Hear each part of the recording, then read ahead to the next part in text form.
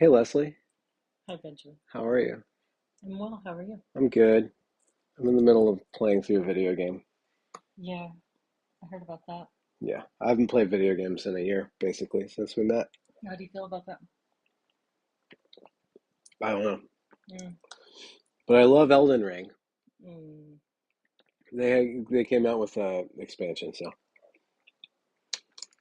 I have no idea if there's any crossover between mm. my audience and people who Like video games? like that video game specifically. It's the best video game ever made, so Okay.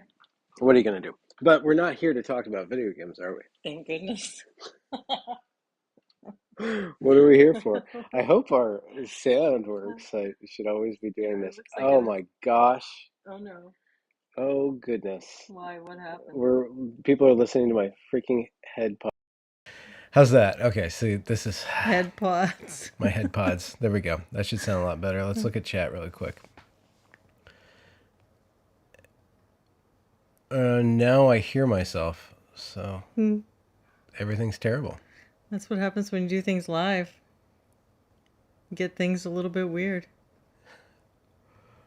I have no idea. How do we do this? This is terrible. I can't turn myself off. Well, Okay, so for some reason the iPads, we're listening to the iPad. okay. We're not listening to this is what Well, I want to hopefully be people can hear listening us. to. Okay, no, people And can hear us. That's good.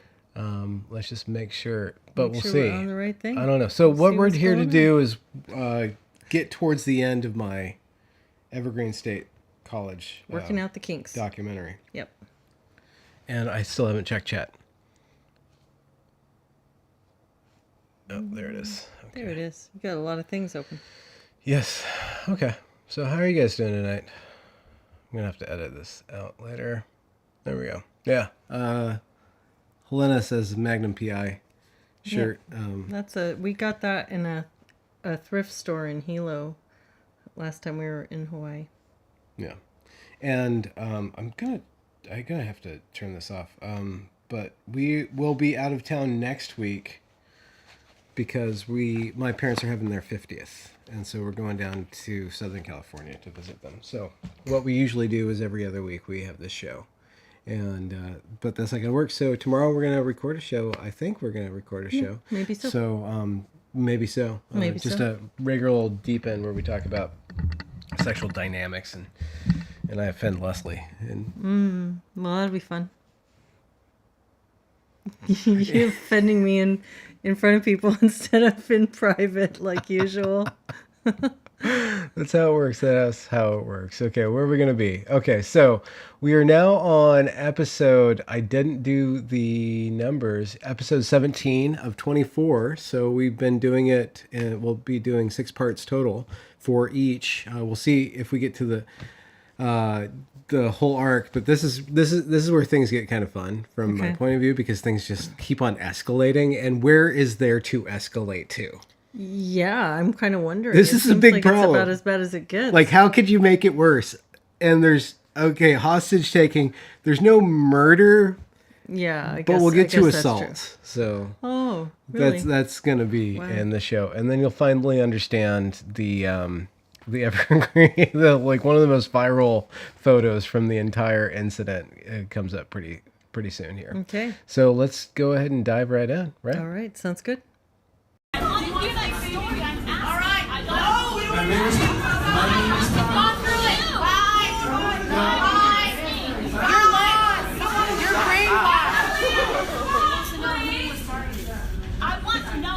If you don't know, black students and PLC students are always targeted. You people who look like you were targeted. That's all you need to know.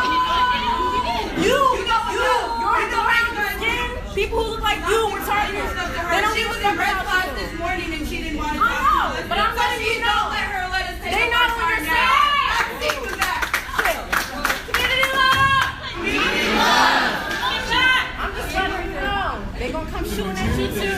You're not safe. And you can't hear what's going on. You can hear me. You can hear me. Racist. No.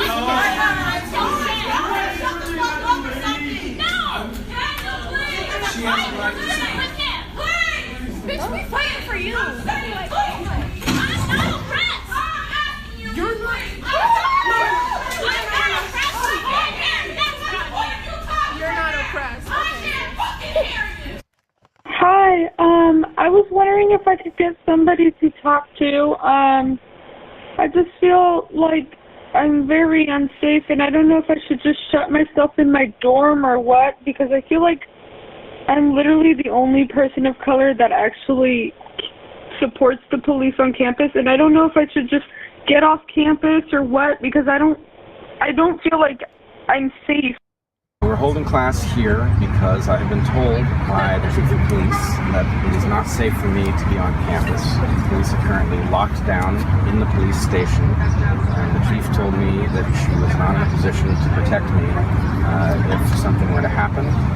I, in fact, tried to come here by bicycle this morning, and when I encountered the chief of police, she told me she was very concerned about my riding a bicycle, that if I was to be identified, that she was concerned for my safety. It is also true that students have apparently had pictures circulated online that advertise that people who are either my current students or who are supportive of me for whatever reason, their pictures are made available to other folks. The reason isn't clear, but it's obviously menacing to have people circulating pictures that we be identified. These students are not only here because they want to get an education, they're here off campus as well because they're concerned for their safety. They are concerned for their safety, and I must say, many were concerned for their safety and my safety, frankly, on Tuesday. Quite intense. Initially, I was not concerned for my safety. I felt that the protest, while it was very heated, was a potential opportunity to meet people on the other side of a contentious issue and to have dialogue. And I thought, actually, what happened in the morning, as contentious as it was productive. What happened later in the day was quite frightening. The following footage comes from the third day of protest, which actually isn't a protest. There was a community police review board that was open to the public for the college students and the college community to speak with the oversight board of the police and establish some modes of communication between the police and those who are policed. Student protesters arrived at this meeting, not really took it over because it was open to them, and then they asked for community policing. And then they displayed exactly what they mean by community policing. Community love! Community love! Alright, y'all, remember how I asked y'all that question about what are you willing to sacrifice in order for you to see change, right? Alright, so y'all got these handy-dandy phones. I'm pretty sure y'all seen what's going on, right? Right. So a lot of people don't understand why we demonstrate the way that we do, what we're demonstrating for. And anyone who is on the internet can go and look and see that there's a lot of people that are standing up with Brett. His class is right now in the governor's office, talking about white students don't feel safe on campus. Of course they don't. I'm serious. The news is in the middle of Red Square because this whole thing has been switched around to make it seem like we are the aggressors. And I told y'all that this could possibly happen. It's really Washington. Right? So what are we going to do now?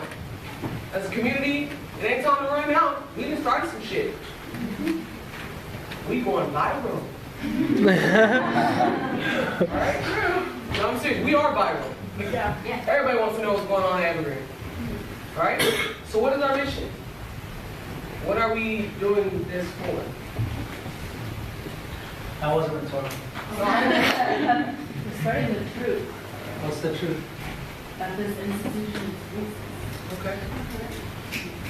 In what ways? I like snapping fingers, but I like answers to No, but for real, y'all say y'all stand with us. What do you stand for? But y'all know this isn't focused on individuals, right? Yes, what happened to automotive is fucked up. What happened to Rico is fucked up. But this is bigger than 4 students. This shit's been going on. Y'all need to understand that. And yes, we are gonna support the individuals, but we're also investing to make the future for Black students, for Latinx students, for queer and trans students better in the future. This is about institutional change. We gotta stop focusing on individuals. Yes, Weinstein is fucked up. There are other racist faculty, but we gotta work around that shit too. So I need y'all to really, really think about not who are you against, but what are you for? Also, I think it's very important that I point to you, community love does not mean shut the fuck up so I can talk. So whoever's been trying to co-opt that, please stop. That is not what that's about. Community love means we need to center each other. At some point in time, it's all fine and dandy. I'm all for telling, I'm all in America, the whole world, everybody. That's not going to change the fact that we still go to this area. It doesn't matter if the whole world knows it because they don't come here. They can't even find this place on Google Maps because it's covered in trees. Come on in. So like, I really want to keep us centered on community love because that's really what it's about. It's about us. Because the last thing we want is for our institution to get shut down completely. We want our institution to live up to what they said that they're supposed to do because we care. Right?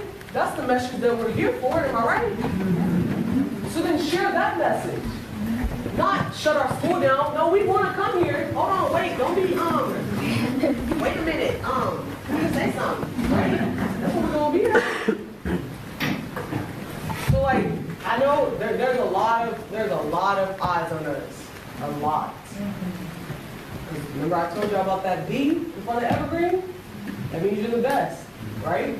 So whatever you do, you still got that D there. Remember that. That means you're elitist. We're the best. We're the best of everything that we do. So if you're the best racist, you're the... Come on now. You see what I'm saying? Yeah. So like, we got to be the best at community love. The best. There's only 3,902, whatever of us, that there is. If we don't know how to protect and love and care for each other and heal each other, people are going to rip and tear us apart. Because we put eyes on us before we started to heal us. And now we've got no choice. We either got to stand together or be pulled apart. Because we literally have national eyes on us. And so what does that mean? What do y'all want to see? A change? A change. A long-lasting support system for people of color. Campus safe for people of color.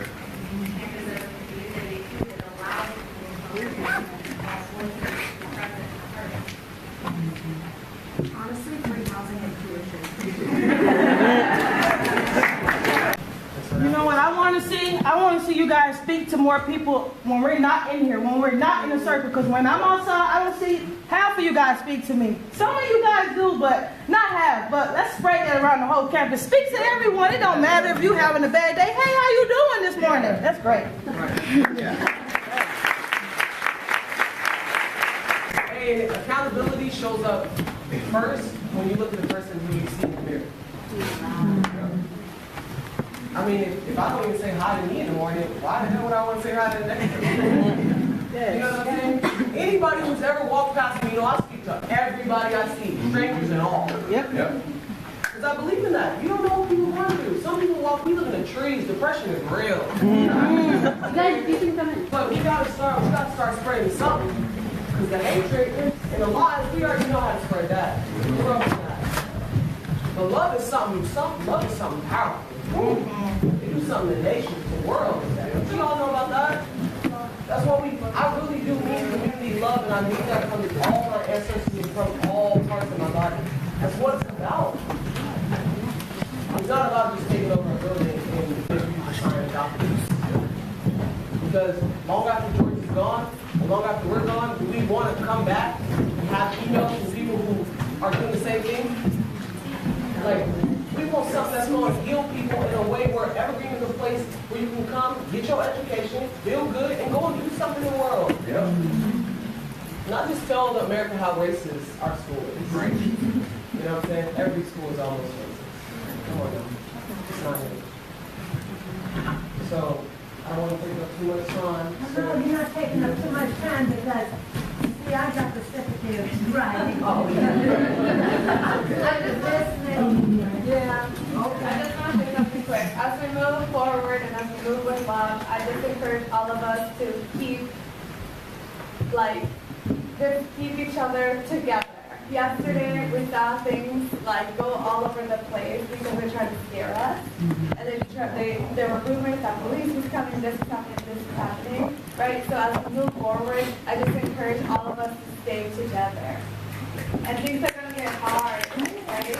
But we got to stay together. we come all this way, right? And it wasn't 2 weeks ago that this shit started. Right? It's been years and years and years, right? So let's keep it going. Let's stay together. And community love. Community love. Community love. So I want to welcome you all here, and the review board is set up to be a forum for communication between the community and police services.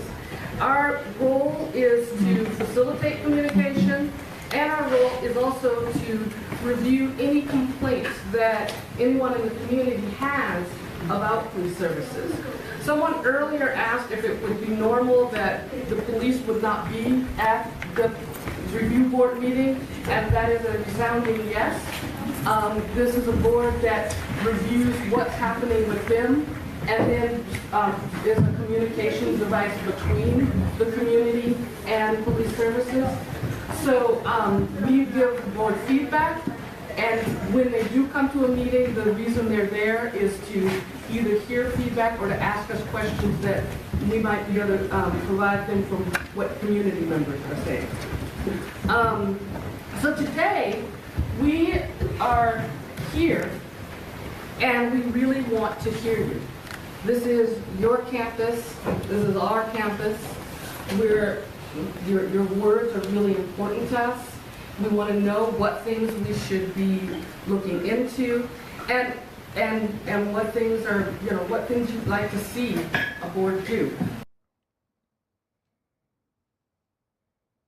This isn't so much feedback, so much as I'm just gonna let you know that we appreciate your help, but something that we're gonna do is no more cops in our communities. That's all. My question is, what power do you guys have to say everybody in this room, which they will tell you, we don't want the cops to have guns at all. Yeah. Forget rifles, no weapons. And then forget weapons, we don't want the cops to even be here. They have no place. We can control our own community, I think. Hey, one of them has a baton. I just want to say this, since you have the authority to communicate our needs and maybe make them happen, then what would it look like? Is it possible a dissolution of the police and instead implementing a structure of community policing that we can have so we can maintain our own community and not having an outside force that always has aggressive presence on our campus? I'm going, you guys are following me. And threatening to fuck me up. Why don't you guys wait a second instead of following me like that? You just said you were gonna fuck me up. For me, my main reason to have fear on campus is from white supremacist groups. And my fear is that when people from white supremacy groups come to campus, my fear is that police won't defend people of color and will be automatically on the side of people who are part of white hate groups. Who's the college campus safe for? For you, a white cis man? Well, to be fair, there's an angry mob right here that's been assaulting me repeatedly. Assaulted? Assault? Yes. Do you want the definition of assault? What's the definition of assault? What is your definition? Let's hear it. Physically harming somebody? What's good? I think there may have been. I witnessed one. I'm not trying to hear you, man. I get a lot of people in this room I talk to, I'm not trying to hear you.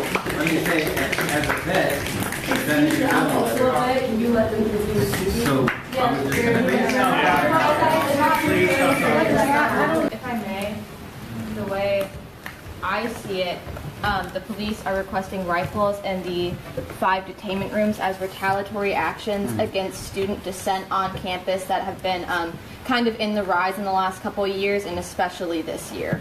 And also,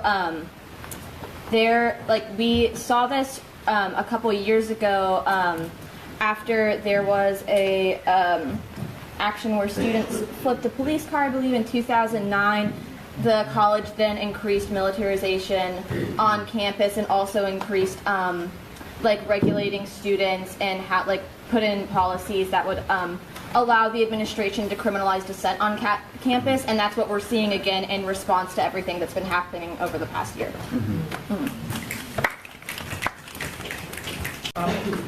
My question. Wait 1 second. I think there's some other people that want to talk.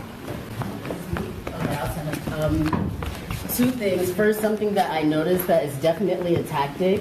Evergreen almost never has representation of black people or black women, but now is the time when we're talking about the police and its activation against black bodies. Now is the time that they choose to scapegoat black women. So I thank both of you for being here in this capacity, because I feel like you are here as a political ploy to make so that you can be the faces of it. So my second thing is, how many plainclothes police officers are in here right now? Do we know? Like, if this is about the communication between students and the police don't even feel like they can be here, they will never hear what we have to say, because they're not here to connect with the students right now. We're all here. And if this is a meeting that's being coordinated on our behalf to speak with the police so that our ideas can be addressed, there's no reason that, where are they? I agree with you to a great extent. When I was sitting here and I looked around, I'm like, I've never been with this many black people giving the presentation before. I did. I thought that. I mean, I'm going to be real with you. But let me tell you, if I even think that they're using me as a ploy, then I know what my next move is. Okay? You don't use me. Okay? You can use whoever.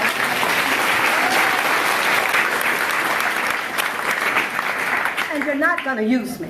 Okay? I want you to know that. I want you to have that confidence in me. Okay? Now, I'm not talking for nobody else. I'm only talking about myself. And yours, I agree with you. I thought about that as I'm sitting there. Well, where are the white people?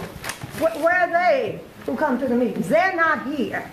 But I specifically wanted to come because I've been talking, my students and I've been talking about this all week in class before everybody said you didn't have to turn in your homework.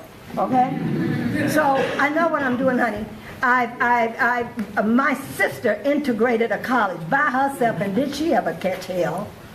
And at all these institutions, you got to know, we all feel it. It's James Baldwin said, racism is a part of the American fabric of life. It ain't going nowhere. So if you're waiting for it to go, it ain't going. It's a constant struggle. The struggle continues. La lucha continua. It continues. And it's going to be like that until I die. I'm very sure of that. Because I believe Baldwin. I know he had the insight to see through that. You got to just understand that some of us really believe that we are doing our best to bridge whatever is going on here, all of these issues. And it's more than just the police, okay? Yeah. We know we're bridging all of that. And we're glad to be here to serve our people and all of you, quite frankly, because it does nothing for white people to harbor racism and to be a part of racist acts at an institution of higher learning. Okay? We are breaking that, and I applaud all of you for standing up. It takes a lot. I went to the University of Michigan, but see, we closed down the University of Michigan for 2 weeks.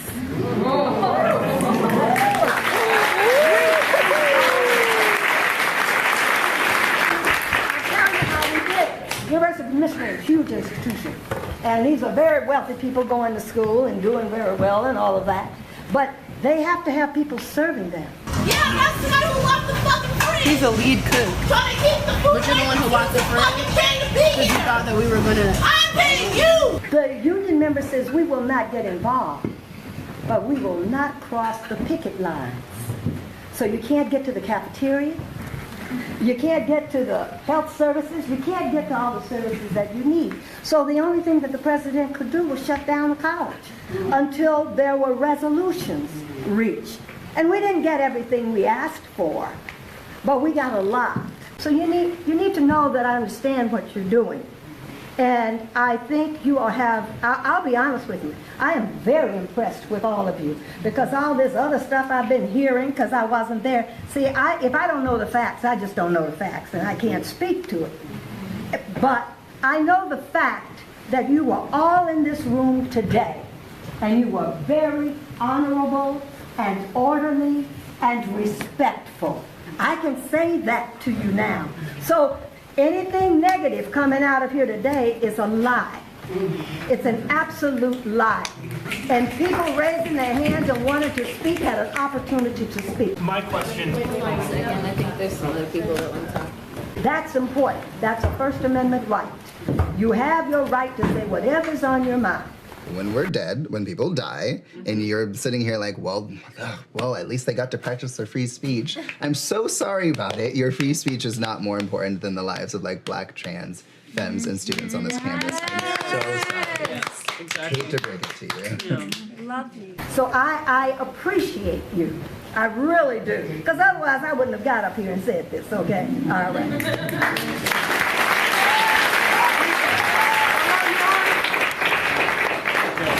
I'm glad we're all here right now, but there is a point of contention. There's someone in this room who is documenting us, who has been Islamophobic, and I think it's pretty obvious who it is, and I would like that person to please stop documenting us and to delete those photos.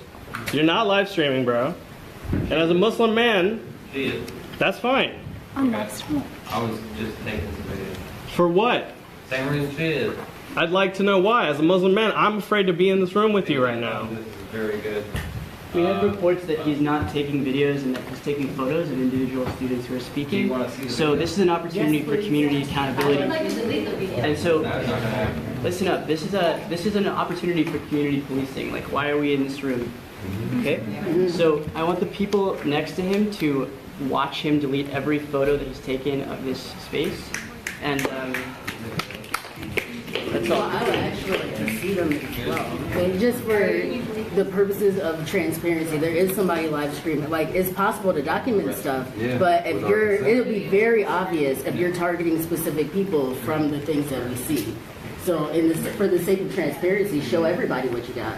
Yeah. And tell everybody why you got it. Could you delete the videos? So I'll delete my videos if she deletes her live stream. It's already going on. My live stream is public. Everyone can see it's publicized. Because people feel uncomfortable with you and your comments. And why, People who haven't felt comfortable coming forward have mentioned these things, and so we're trying to create an accountability process. Are you going to hold yourself accountable? Or are you going to delete those videos? No, I'm just going to leave with the video. What was that? Hold on, can you show everybody the videos? Show us the video. I'll show Ari the video. How about that? I want to see it. Could somebody stand next to Artie and also watch the video? Yeah. Could there at least be 2 people? Can I ask a question? Why can't he talk? Thank you. Why can't he talk? You said you were a veteran, right? Yeah. Okay. Speak up. So why can't I record the live one? Oh,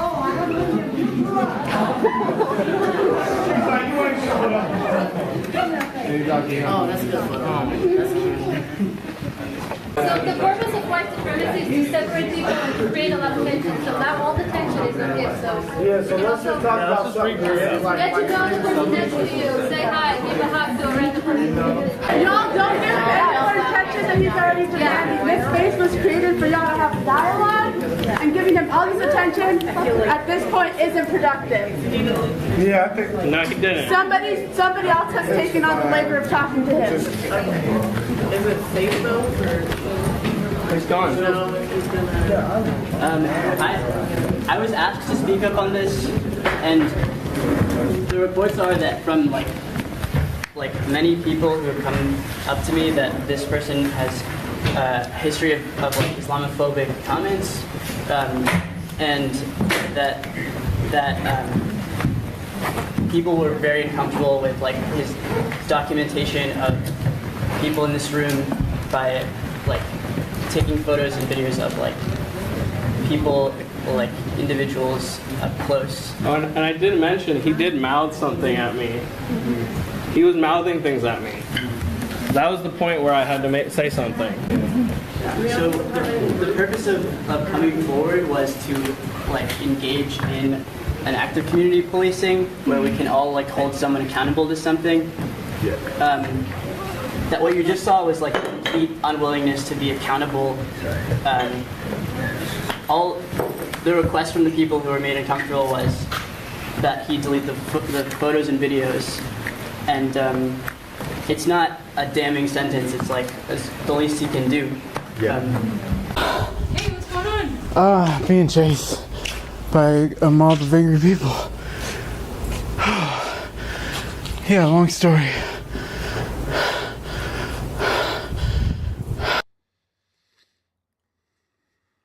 Hey, I just wanted to call in and say that I... Okay. All right. Dang.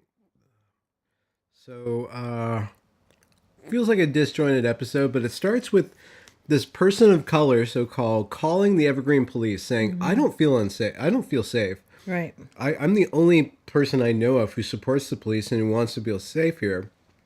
Should I hide? Should I lock myself in the room? So she's feeling unsafe from the other students. From the other students. Yeah. And then the other students show up at the police review board and make a bunch of, like, it's incoherent.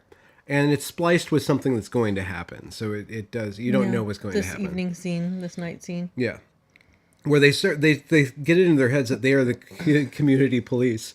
And then there's this perfect example. They just kind of select one guy who's got a history of Islamophobic comments, and he was mouthing something. Yeah, and then they're like, well, we were just going to use this as an opportunity to, basically practice our community love or community policing. Yeah, community love's there too. Yeah. Crazy. And you notice how Shamarika, when she opens the thing, it's total Darvo. Mm-hmm. It's just like everybody. So we showed the world us, and they're making us into the aggressors, right? And so, but we need to love each other, and you need to love yourself first. So it's just so manipulative. Yeah, yeah. It's interesting. Also, this lady Artie Young. She's got this revolutionary past. She's kind of like standing here with all this glory and all this attention on her, and she's connecting to the students, and that was interesting. It was this, and she's quoting Baldwin from 1950s, saying that racism is just the very fabric of life, and it's never going to go anywhere. It's never going to go anywhere, and the struggle just keeps on continuing. And we, in my day, so after the 50s, then we went and we took over the college, and and the people who worked for us. We shut it down for 2 weeks. And then the cafeteria people were on our side, and then these people don't give a shit about the cafeteria people. Yeah, no, right? Totally different. It's interesting. All right. Oh, do you want to see if there's any chats you want to read? Chatties. It's so far over there. Where did they even pull the like button? Put the like button. Oh, that's just some technical thing. Here we go. That's just some technical thing. All right, next one. 17 and then 18. All right.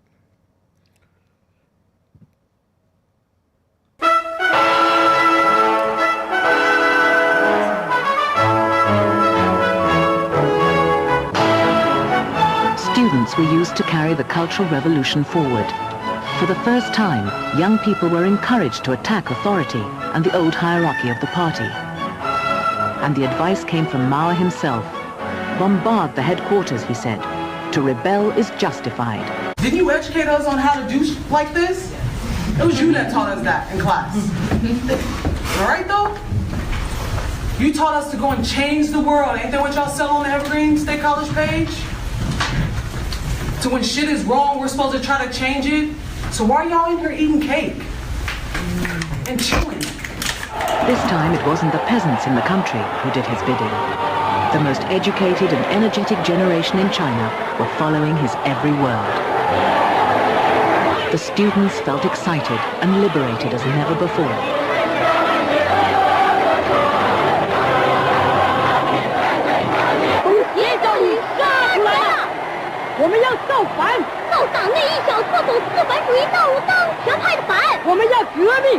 What? Resign? In schools, pupils attacked their teachers.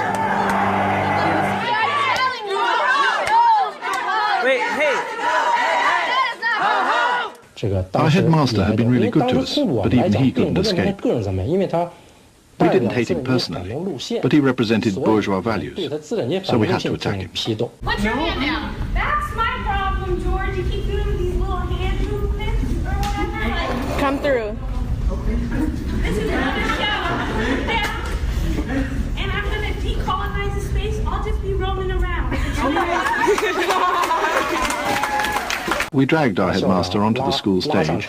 Then students put a dunce's cap on his head and a big placard around his neck. The more extreme we were, the more loyal we felt to Chairman Mao. You know you gotta put your hands down. Yes, Ike!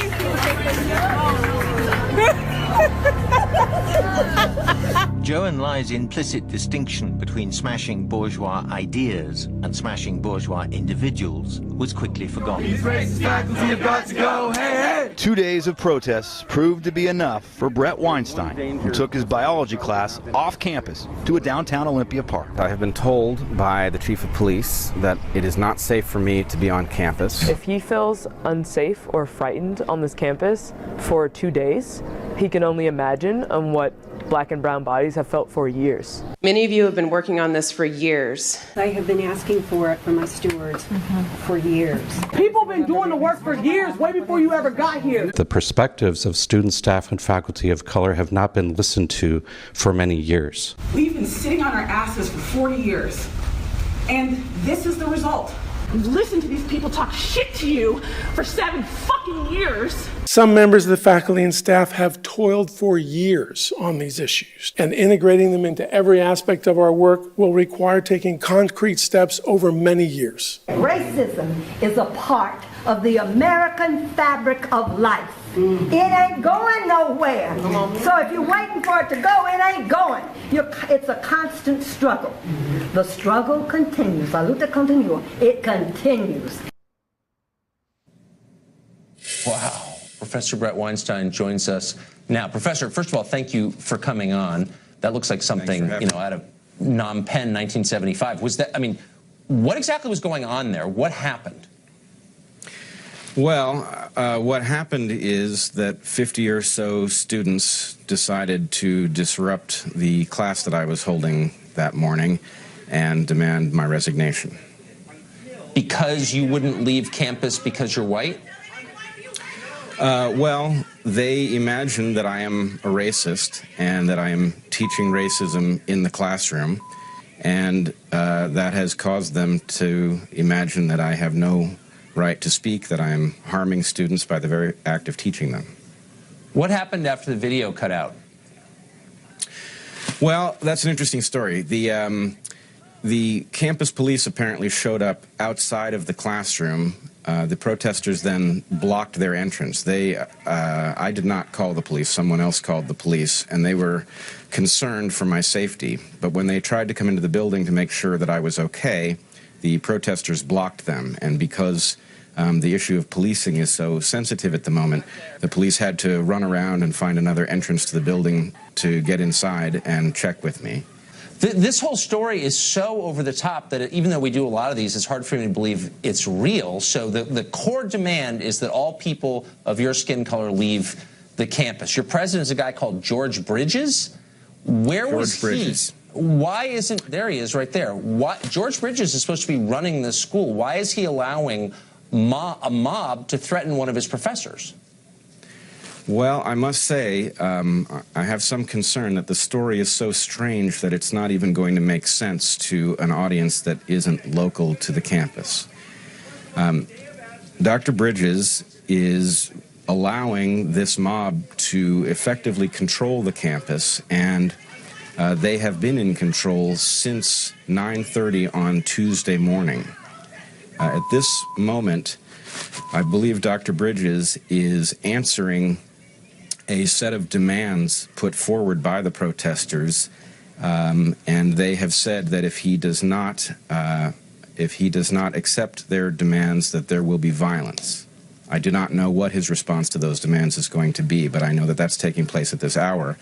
He has also told the police to stand down. So although the campus police have a sense of what it is that needs to happen in a circumstance like this, they have been hobbled by the fact that they answer to the college administration, and in fact for several days have been barricaded in the campus police station. Oh my gosh, this is like something out of another country. It's just hard to believe any of this is real. And just our viewers should look this up online, because there are a lot of pieces to the story. It's hard to convey on television, but you had this, I thought, powerful line in your letter, and I assume you're no kind of right-winger. If you teach at Evergreen, I'm sure you're, a Hillary voter, but you had this No, not a Hillary voter. I'm a deeply progressive person, and I must say there you go. I'm troubled by what this implies about the current state of the left. Well, you think? You said people shouldn't be allowed to speak or not on the basis of their skin color, which seems like a foundational belief of the left, and one that I agree with strongly. And for that, they physically threatened you and are trying to get you fired. This is yes, they are absolutely trying to get me fired, and they believe that my words in my email are transparently racist, and I think we're caught quite off guard when people who were not at Evergreen read my letter and couldn't find any racism in it. Well, yeah, just the opposite. Professor, Godspeed to you, and I hope you'll come back with an update on this story, because it's really one of the most amazing things I've ever seen. Thank you. Thanks, Tucker. And then the rest of that week. So the next day is the library blockade. Were you on campus on that Wednesday? Nope. I didn't have school on Wednesday. Didn't have class. So you reached out to your students. I did reach out to my students. Conversation with the admin. I got a call from Stacy Brown, who I had met for the first time the day before when she came to my class to see if I was okay. She called me up, and she was clearly, I don't want to say panicked. I don't think panic is a thing for Stacy Brown, but she was definitely like laser focused. Are you on campus? She wanted to know, are you on campus? And I said, no, I don't have class today. She said, good. And I said, why? What's up? And she said, there are students hunting for an individual, car to car, and we think it's you. I just received first-hand report in reference to B-Lot. There is a group of students there that are attempting to close the gate and block the roadway. They are asking all people their name. There only appears to be looking for one specific name. And I said, wow. And I believe I asked her, are you doing something about it? And she told me that she couldn't, that she had been stood down by the president. Mm-hmm. I then, for months I was talking about the fact that the president apparently stood down the police, and really I had Stacy's word to take for it, and I have every reason to trust her. But nonetheless, that phrase, the police were stood down, was just like, okay, where did that come from? Is that exactly what Stacy said? Did I make it up? And then I heard on, maybe you even released it, the tape of the switchboard, in which the switchboard, which is in the police station, is discussing with some member of the staff whether they should come in, and the switchboard is like, no, don't come in. And the person who's calling it says, really, why? And the person at the switchboard says, oh, well, students are stopping cars. They're looking for somebody. Major protest. They are stopping vehicles coming on and leaving campus. Who's stopping them? Isn't it our guys? It's our students that are stopping people. Oh, our students that are stopping people. Why aren't we stopping them from stopping people? Because the president has told Stacy to stand down. We're not to do anything. Really? So Stacy called me. She said, don't come onto campus, which, I lived right off of campus. Mm-hmm. So it's not like that was it was not like I lived in town somewhere. Yeah. I was literally feet from campus. So the next day, which is Thursday, I arranged with my students to meet them downtown. Yeah. and I was going to go my bike. And I remember I put my trailer on my bike, and I put my stuff in my trailer, and I went to ride downtown. And the thing is, where I lived, either way you went to get to downtown, you had to go around campus. I mean, you touched it. And so I took the first left, which that was my usual route into campus. And then I was going to keep going. The road curves around. And instead of going through the forest where I would have gone onto campus, I was going to ride around campus and go to downtown. And as I got to the corner where I would normally go into campus through the trail system, students were standing there, and some of them were ones I had recognized from the day before. And they saw me, and it was like they immediately became agitated and into their phones. And I was like, what the heck is that? Mm-hmm. And I got spooked, and I kept riding. I didn't slow down. They weren't going to catch me on my bike. And I went around, and I actually detoured into campus. There's a road that goes into campus that goes to the police station. Mm-hmm. And I rode on that road up to the police station. Mm-hmm. I got there. The police were locked in the police station. And I knocked on the door. They let me in. Stacy was there. Officer Odell was there. And I said, Chief Brown, I've got to be imagining this, but I just had an experience and I want to tell you about it.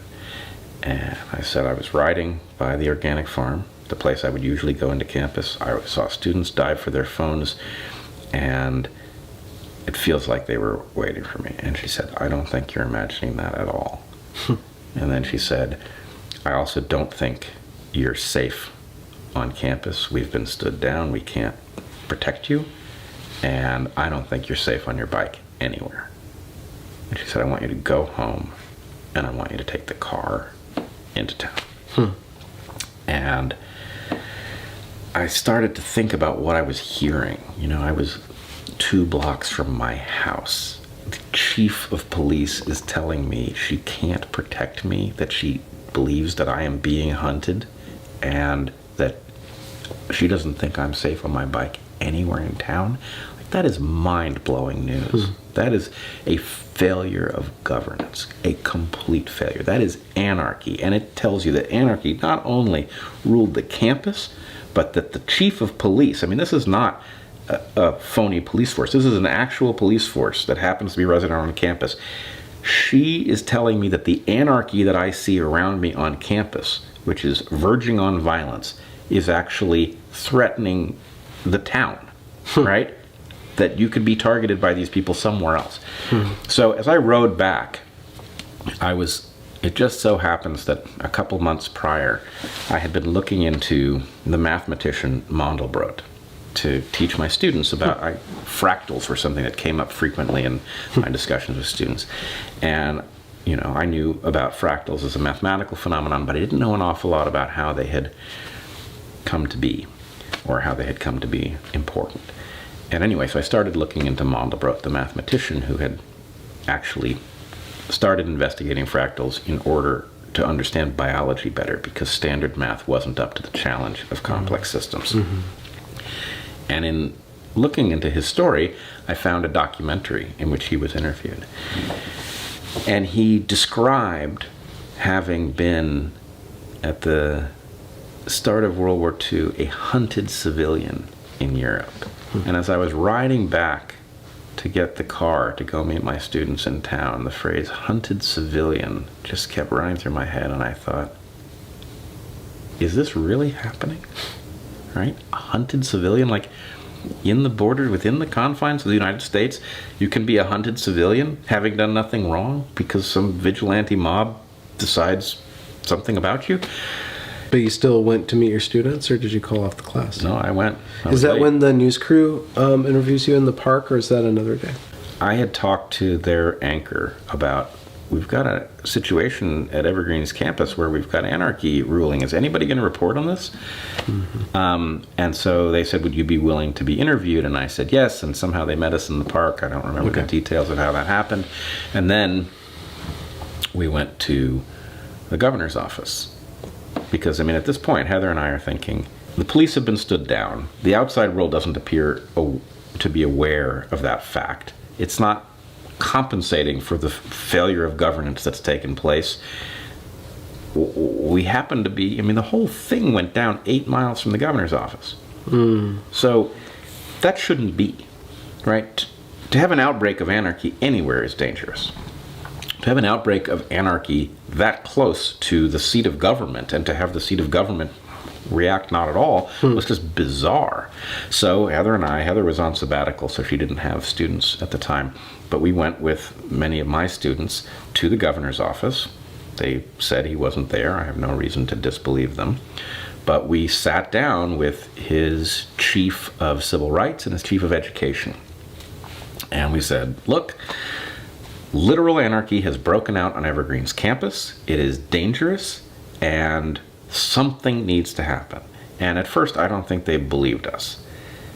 I'm pretty sure by the end of the meeting, they did believe us, and they looked spooked too. This was not a normal thing to have happened. And anyway, they told us that they would convey the information to the governor, and we fully expected that we would get a call telling us what was happening next, that some other police entity would step in.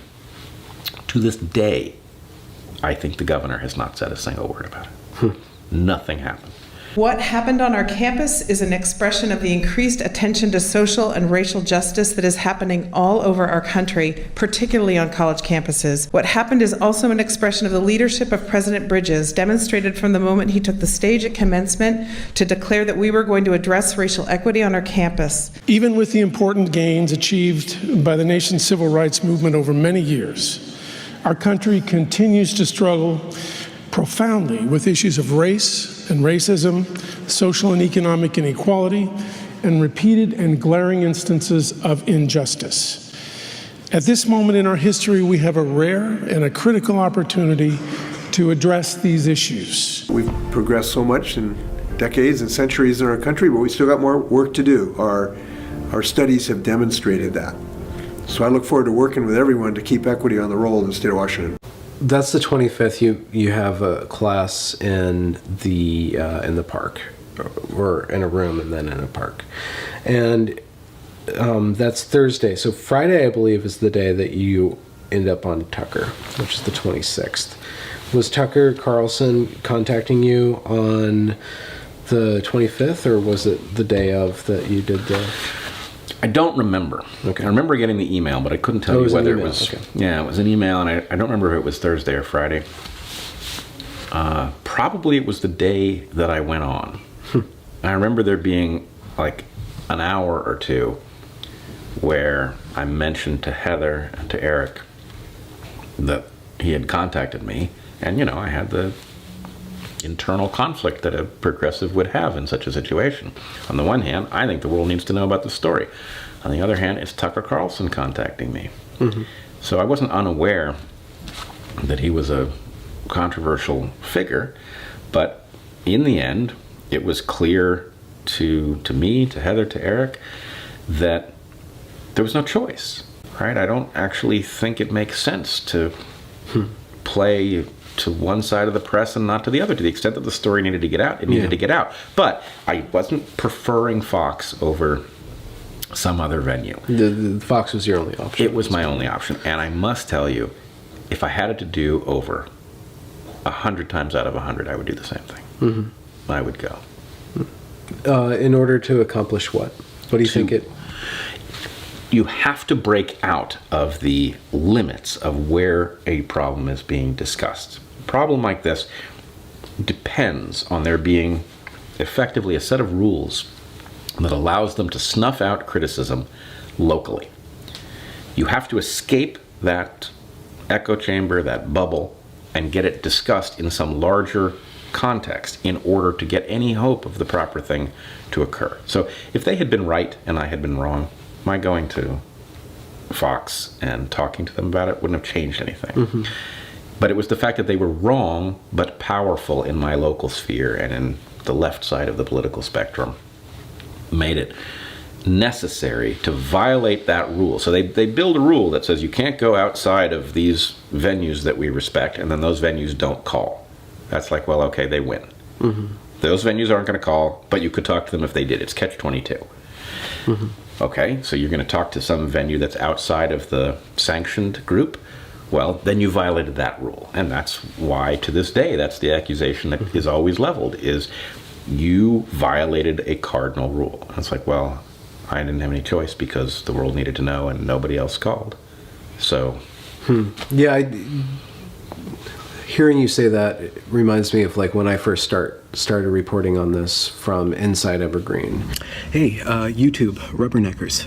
This is my name is Benjamin Boyce. I'm coming to you live or recorded at the Evergreen College, and to prove that to you, this video will be shot in vertical video because that is apparently the way that we record everything on this campus. I never agreed with what was going on, but I just over time it was just too much work to disagree, and I just would go along my own way. And so when I could finally disagree with it, there was like these not shackles, but like I had like this apologetic feeling like I'm violating something, and it was not conscious. It was subconscious. It was on a feeling level for me because I always rejected it, but going against it was a whole other set. Like because I'd been in that environment for 4.5 years. Well, I think this is a really vital point, and I think almost anybody who ends up in a situation like the one I ended up in or the one you ended up in is going to go through this, and they should know it's coming. There's a way in which you can't help but pick up the ethos of a place like Evergreen. And that ethos has some positive aspects to it, to be sure. But it also has certain rules that are built as shackles, more or less. Most people cannot imagine confronting the structure. The structure is more or less sacred to them. And for whatever reason, you're not like that. You were confronted with a story that didn't add up. You felt the constraints that were holding you within this particular frame of reference, and ultimately you had to confront them. I'm the same way, but most people aren't. And so there are a couple of things that follow from that.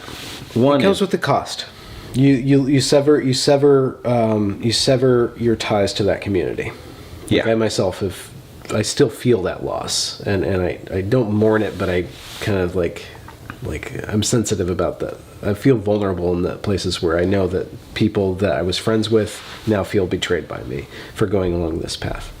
Yeah, existing in Olympia became so uncomfortable, even though probably 9 interactions out of 10 were positive. People who came up to us were favorable. But the danger of being confronted by that severance, or that... Even if you weren't confronted, just the idea that sometimes somebody would look at you like, oh, you're just the dirtiest. And it's like, look, I know you're wrong, but just living in a place where some percentage of people actually believe that about you is very unpleasant. And, campus particularly so, because really, people on campus, they have a choice, which is they can either look at their own responsibility for what's been allowed to happen, or they can take the designated boogeyman, who's me, and blame him. And so for a lot of people, they just don't have the wherewithal to navigate their own responsibility and the responsibility of all their friends. And so, the boogeyman is good enough. So it's very unpleasant. And that's part of what keeps people reined in, is the fear of, wow, if I did violate the sacred commandment of don't talk to Fox or whatever, what happens next? And the answer is, actually, it's very ugly. Chairman Mao says, Marxism consists of thousands of truths, but they all boil down to one phrase: it's right to rebel. I want to thank the students who were videotaping what has been going on this week, because it educated me. Because this is my neighborhood, this is my campus. But like a lot of people who were in the office that day, yes, let's thank the students for videotaping.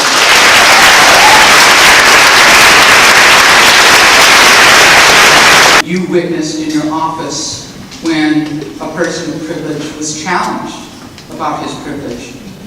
And when he lunged at a faculty member who spoke eloquently today. If he was willing to do that in front of 50, 100 people, live streaming, what is that person willing to do when nobody's watching.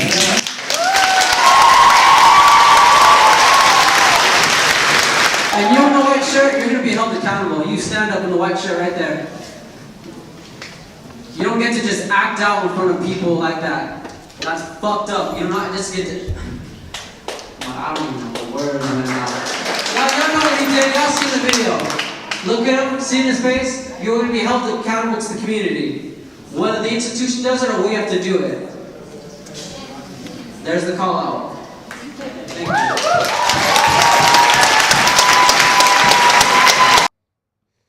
Call out culture. Good grief.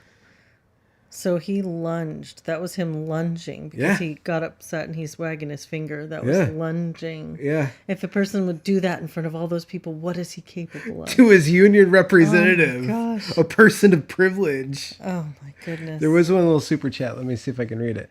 The Red Guards were waving Mao writings. Those writings of mine aren't anything. There is nothing instructive in what I wrote.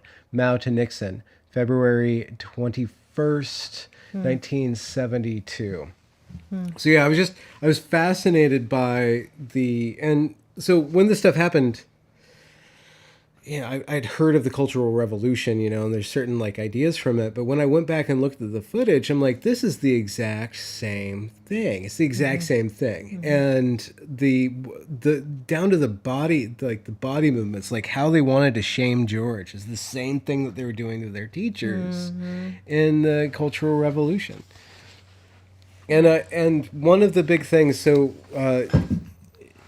internally, I did an extended period about the Tucker Carlson interview with Brett because one of the major ways that the college professors and the administration shut him down and discounted him was that they just said, you went to Fox, you betrayed us, you went to the enemy, you called the white nationalists against us. Instead of dealing with us like a man, you went out and you got the white nationalists, proving that you're racist. It was guilt by association.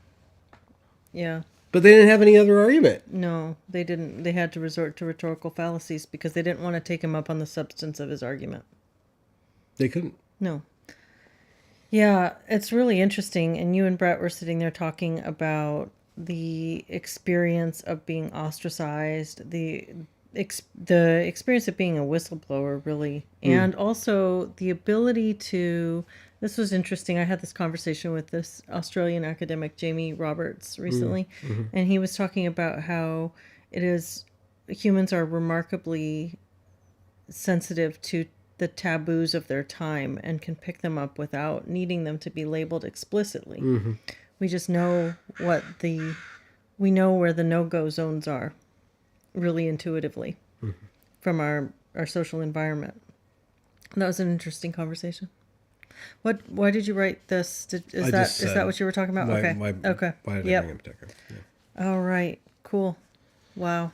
Cool. Wow. Cool. Wow. Want to do more? Yeah, let's do another one. Okay. Let's bang them out tonight. Oh my. Let's get through these like we have somewhere to go. Do we? I don't know. It seems like it.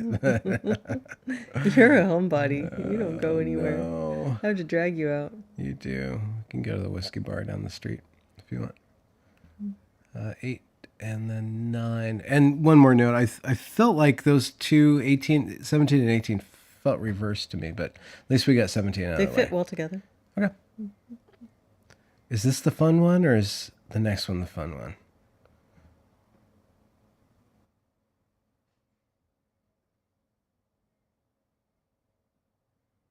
You have to press play. Did you spill? Students have asked me to prepare a written statement in response to the demands and requests they have made about the concerns for the college. And so I will read a document that has been the subject of much work over the last 48 hours that represents the efforts of many to respond to those demands. So if I might, let me do that and take some time for questions afterwards. So let me begin by saying my name is George Bridges. I'm the 6th president of the Evergreen State. So yeah, that's a good question. So this is on Friday, George issues a response to the demands. And so this is the Longhouse, which has come to have a certain meaning now in discourse. But that's what this is was the called. Longhouse. These are students and some faculty. He's replying to the students' demands. And you get to see what happens when he issues his reply. So he begins, "My name is George Bridges." It's like this little schoolboy giving a little school report. "My name is George Bridges. I'm the 6th president." It's like a Simpsons character or something. College, I use he, him pronouns. I want to compliment the students here today, the students of Evergreen State College, for your courage. For your courage in voicing concerns that are difficult to raise. That are difficult to raise in any environment, but particularly the college campus that is predominantly white. They were praising the students for their bravery and for their courage, and not addressing the violations of our code of conduct, not contacting my class and asking us about our experience and if we did feel safe or not, but publicly posting on their website and social medias that everything at campus was safe and that there were productive discussions going on, which I hadn't seen or wasn't invited to or wasn't aware of at all. So I felt that it was just not really the whole truth. We have heard from students very clearly, and I'm reading now, that they experience racism on our campus that interferes profoundly with their education. Senior Odette Finn was a student of both Weinstein's and Hines and identifies as multiracial. She says she never saw racism as a problem at the school, but that her opinions about her experience weren't tolerated by many of her peers. I wasn't against Brett, and I was against their methods and the protests.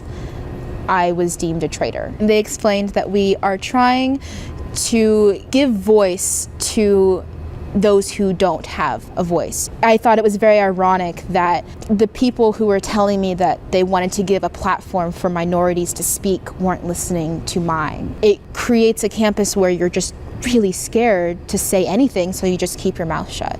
You have been a catalyst for change here. A change much needed, and we seek to join the struggle with you. I acknowledge as president, we acknowledge as leaders of the college, that the status quo is not acceptable. We don't know all the answers. We don't. But we do want to come together with you students to learn from your experience, to build solutions, and fundamentally to take action.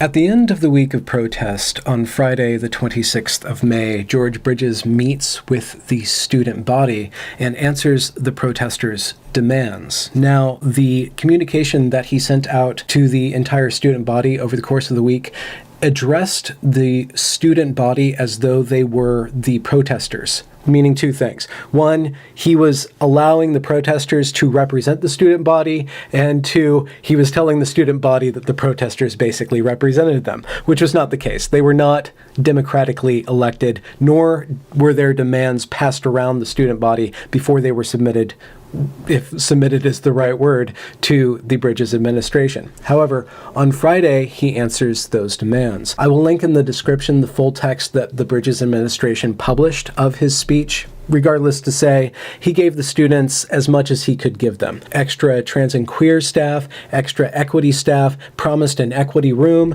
promised an equity vice president, which in fact ended up being the 4th highest paid employee of the Evergreen State College in 2018 before she quit in 2019. However, to his credit, if we can actually give him the credit for this because it was actually illegal to do otherwise, he refused to speak about hiring and firing decisions. He would not fire Brett Weinstein or the other staff members that they were asking him to fire. Again, asking not necessarily being the correct word. At the end of reading the response to their demands, he opens up the floor to questions. And here we have the second to last struggle session that I have in my archive. The last struggle session in my archive was pertaining to a class that I was in, the last class of my Evergreen education, if education is the correct word. But we will get to that in a future episode. For the time being, let's watch how the students were responding to the first wave of internet feedback that they were getting, not only by way of Fox News, but through YouTube and all the other sites that they streamed their footage onto. Suffice it to say, they seem a little surprised at the negative reaction. So I don't know if it's like been made aware by the college or the university, but we were talking about that there's a social contract in order. And I'm not sure where this falls in the social contract to get on national news outlets and paint the student body as dangerous, exposing us to danger and online attacks and death threats. If you were talking about we have to follow social contracts, I'm sure that breaks it. We have been getting online attacks, death threats, and all kinds of things because the national media that faculty here have exposed us to, painting us in a negative light, and I don't think that should be overlooked. Getting death threats, George, what's gonna do? Well, I'm getting death threats too, so I guess we're sharing that experience. I hate it. I was wrong. Don't delegitimize our valid concerns. Sorry. We have valid concerns on our campus, people doxing us, the student body at large. I saw a screenshot of a Facebook post that was in a closed group for the protesters that claimed to have me and my classmates' photos and information, and if you texted that number, then they would spread it around and let you know so you could be safe from us. I mean, we had a Facebook group too, so we were like, is it safe to be on campus? Like, where are you? Checking in with each other, making sure that everyone who did live on campus was safe and okay, and a couple people didn't stay on campus. They found somewhere else to stay for a while. Did the administration contact you at all, or did anybody from the school contact you at all? No, the day of the protest, I think there was a dean or two who came to the classroom and told us that if we wanted to come and talk to them, we could. Okay. It was offered. It was offered, yeah. I know.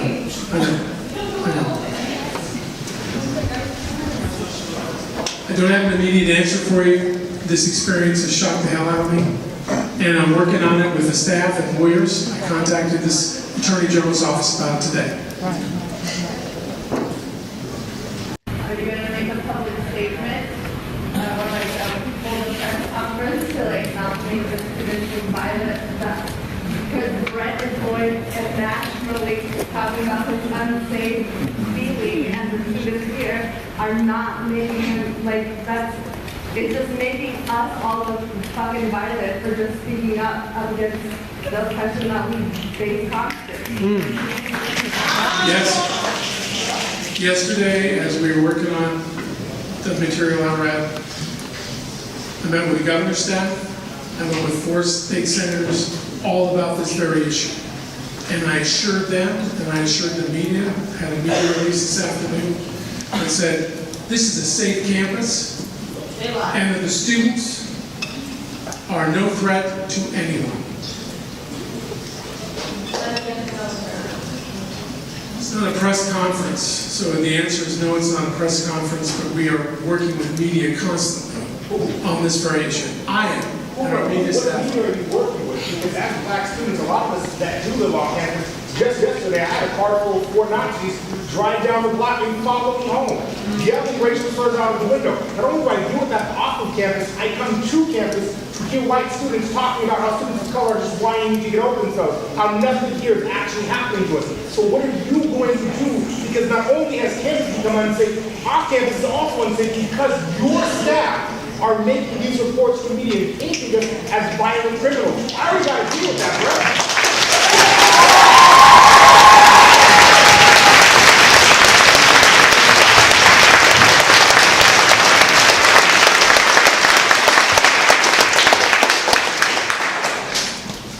Communicated directly with that person, provost communicated directly with that person, and I'm working with the Attorney General's office on it. That's all I can say. I can't go into. So what are you going to do to protect us? What are you going to do? If someone feels threatened, if one of us feels threatened, because we've already got community patrols, we've got people that we have to text and say, hey, look, will you walk in the store with me? Because I don't feel safe. If we don't feel safe off campus, how do you make campus a safe space for us to be, to learn? It's already hard enough doing this message without that, but to add that twist, to add that extra pressure, especially at this time of year, come on, man. I need you to do something right now, right here, to protect the people that's down our room. We ain't got nobody else.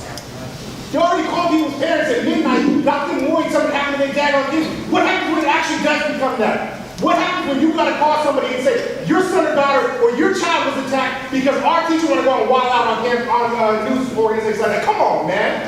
I need you to do something now for us on this campus. I don't give a damn about the Attorney General. I care about what you gonna do right here. Woo.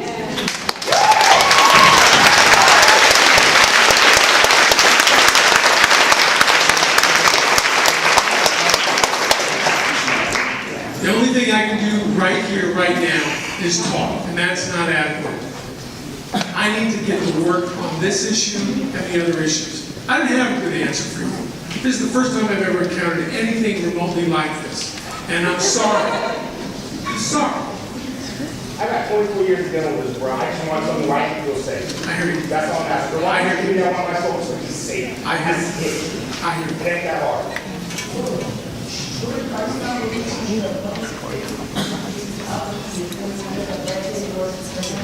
I'm working with almost every media outlet that... Including King County, Thurston County, Pierce County? Cooper Yes, Point, we have a whole staff that's working on this. And so what's the deadline for that? Like, how long are you planning? What's going on right now? Is it going to be before the end of the month?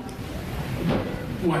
To get your, whatever your I've statement made is a out. number of press releases. I spoke with National News today. I said they are at the National News meeting are getting a copy of the document I read.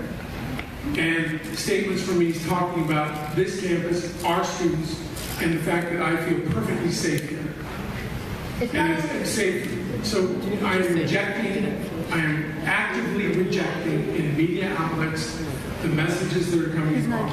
How does the fact that you said they're giving us reading violence and also the correct story being out? Yes. Correct their version of the story, what is actually happening. Exactly, and that's what I did with the governor's office just yesterday. I said, here are the facts. And I told the story correctly as you and I know it. And that was accepted by them? Absolutely. No, it was absolutely accepted, and it's... I see on Facebook, Evergreen Students, Evergreen Students, we already have our own hippies. Right. But on top of that, now we're protesting for no reason. What is that? I can't control Facebook pages off campus. You know that. But we can send messages out to combat those messages, and that's what we're doing. The reason a whole chunk of the staff aren't here today is because they're working on that right now. You're referring to the articles that are like shared on Facebook, like shared by news, like reports of Washington Times, or the fact that we have like random reporters just walking about. If a reporter is on campus, should they not have a reporter card? Should they not have gone through some sort of I am here to consent? Yeah, some sort of consent through the college at least, at the very least. They can come on this campus like anyone else. You do not have to speak to them. I speak to them, and I tell a consistent story about exactly what this campus is and is not. I am totally supportive of our students and will not ever say negative statements as those are being made. Is there a way to get the list of the specific media outlets that you're so that we can call them and hold them accountable? Yes. To make sure that they are working on your story like you say they are? Yeah. As far as I know, yeah. And So is that, can we get that in an email too? If we have it, yeah, we can put together a list of the people, the media outlets that we've been contacting. There are bloggers and trolls who are monitoring this and sending out messages. And y'all are free to say what you want to those agencies. But I think my best recommendation is, since I have this job, it's my job to make those statements because they're expecting stronger statements from me, and I can speak with greater authority. Not that you couldn't say it better. You probably could.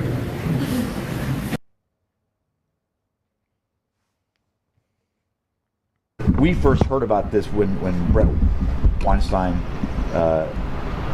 held class off campus and was told he wasn't safe here because he didn't feel safe, and he had students yelling at him. We've seen those pictures and those videos. What was that like as the president here to know that one of your faculty members had to hold class across town? I was immensely disappointed with the students who obstructed his class. Those actions are indefensible. Every faculty member should have a right to teach their classes, and students are right to engage in education. That was really disappointing, and it was hard not to come down on those. And do you blame Mr. Weinstein at all? Obviously, he went viral. He went on Tucker Carlson's show, and I mean, did he go a little above and beyond what a faculty member should? You know, Brett Weinstein has every right to speak to whomever he wishes. He has freedom of speech, and we have to protect that. He will not be sanctioned for his actions.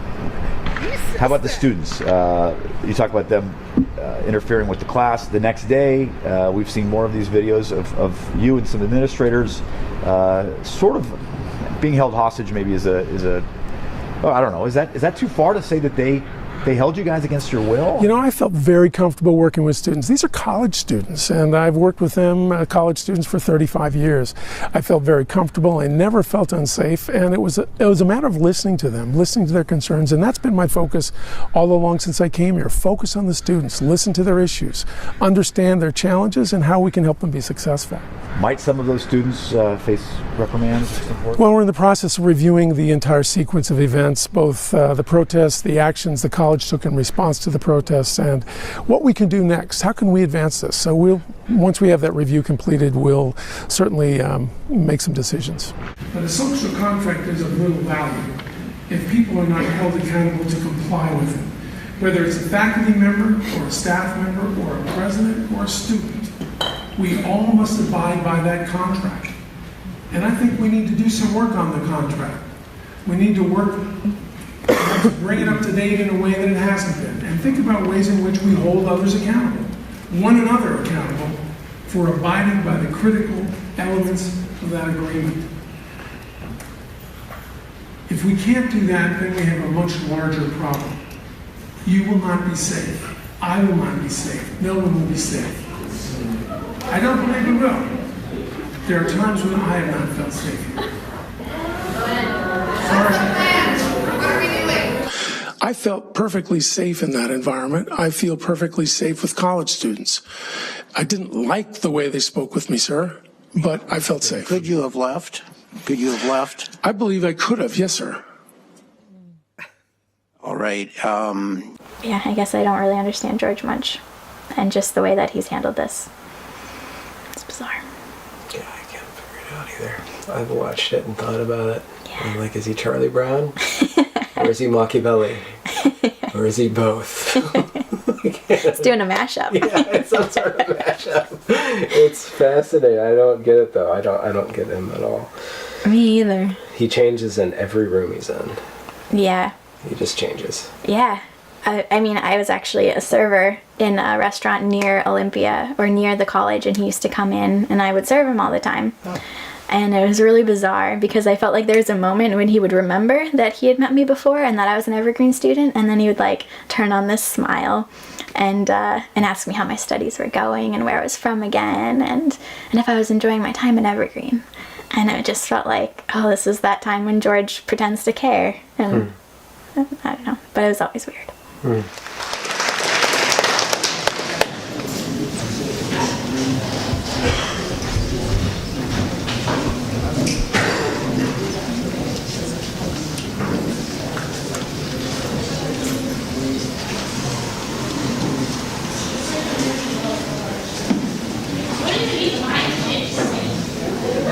Again, community love! Community love! Me do it? Can we eat now?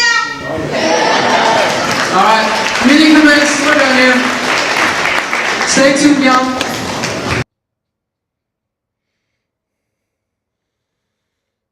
Yeah, the George says on the to the Kiro guy, we're not going to sanction Brett Weinstein, and on camera to the students, we're going to bring him in, we're going to train him, and if they don't agree, we're going to sanction him. Like, he uses the same exact words. He says, I'm not going to do this. We're doing this. I felt kind of scared. I never felt scared. George seems like he's a deeply cowardly and lost person who is always deferring to whomever he thinks is in authority. And in this instance, he saw the students as his authority, and so he was deferential to them. Yeah. But then as soon as he gets back out into the wider world, he sees other people trying to hold him accountable. Yep. So he's deferring to their perspective. Yeah. And he's throwing the students under the bus that he was just upholding before. Yeah. So he's just... Is it the Peter principle that organization, you rise to your level of incompetence? Yeah. But like in bureaucracies and state bureaucracies, there's no feedback loop to reality. Like nothing changed at the Evergreen State College. They were not held accountable. They just suffered reputationally. But like there was no actual, like the state just keeps on shielding them. So there's just no, in the state bureaucracy, people like George Bridges, these slimy people, I don't know what other word to use. They can just crawl up it because there's no accountability and everything is so prim and proper. As long as you obey, as long as you're sniffing the right booty, I'm trying to keep it Yeah, safe for you. Well, no, he's that's interesting. And you get ahead. Yeah. All right, we have one more tonight, and this one's really fun. This is the clown show. I don't know if there was another... Oh, there's a couple of super chats real quick. For bravely and doggedly seeking out and reporting the truth. Thank you, T. And push-ups, 2, 3, 4, 5. Has Benjamin always had a thing for bad hats? What are you talking about? She got me this hat. She loves it. I don't care what you think. Didn't like your blue hat in the video. Push-ups. I love that blue hat. My cat pissed in it. The cat right behind you pissed in it. And I had to throw it away. I've never seen it except in videos. I'm sad. Maybe the people... It's an X hat. There's a chicken that comes up and starts brocking at us. So you guys probably be able to see that. Let's do this live last one. So it's the complete Evergreen story, chapter 20. Take notes. And this is great. This is one of the best intros. Okay. Just to let you know, YouTube is demonetizing this for the first couple of days. So if you guys want to send in tips, there's a buy me a copy or buy us a copy, as a matter of fact, down in the description. Always appreciate it. Here we go. And the paradigm, like there was actually a joke about intersectional hierarchy. They would put a black disabled trans person on top of the hierarchy. Like it was a joke. And then Evergreen happened. And offended by us even How you doing? Here. Fuck you. I mean, I can only imagine. Let's take a look at the lovely campus of the Evergreen State College.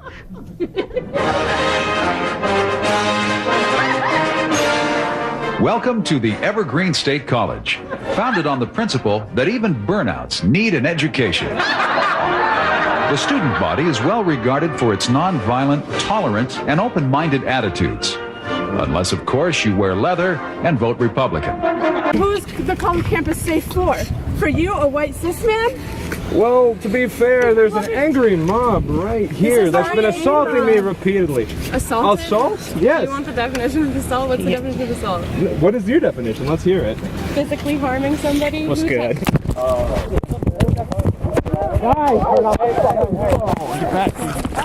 Does that meet the definition? Put that fucking phone down. AC stop.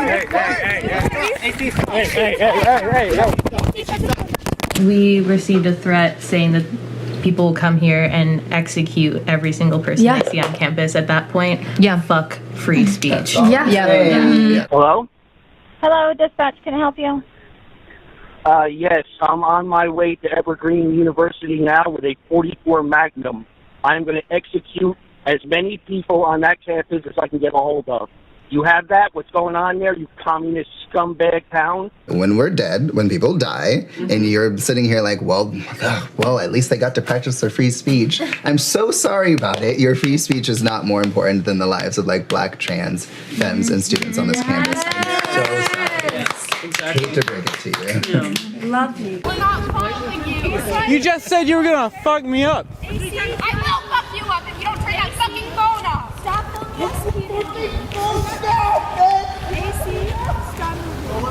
It's a public campus. Put the fucking phone down. AC, Put the phone down. Go now. AC is...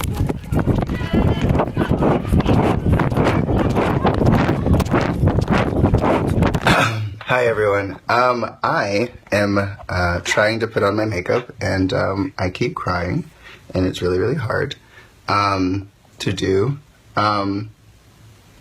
Basically, I just wanted to update people that that there's just a lot of fuck shit going down right now, and people's like mothers are getting called and threatened right now, like brown women, because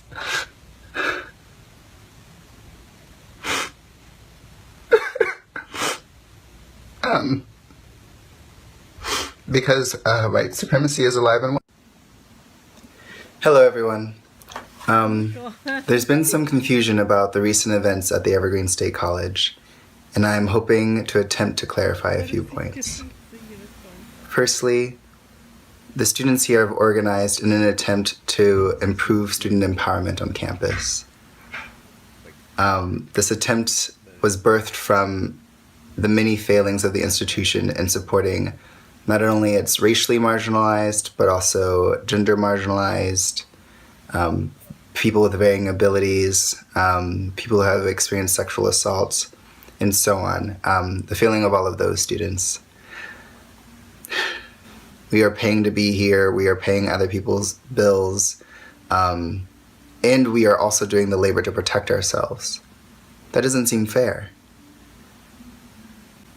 Recently, students were advised to evacuate campus because there was a threat of a white supremacist shooter coming in an attempt to harm the students on campus. Many people left, and a few of us stayed.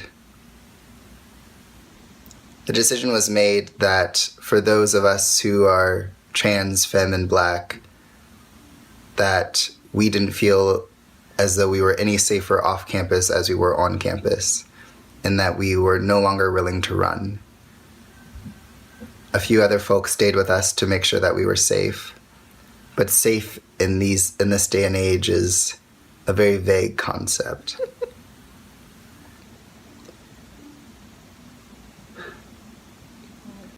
I think people think that we're being difficult, or snowflake-ish, if you will.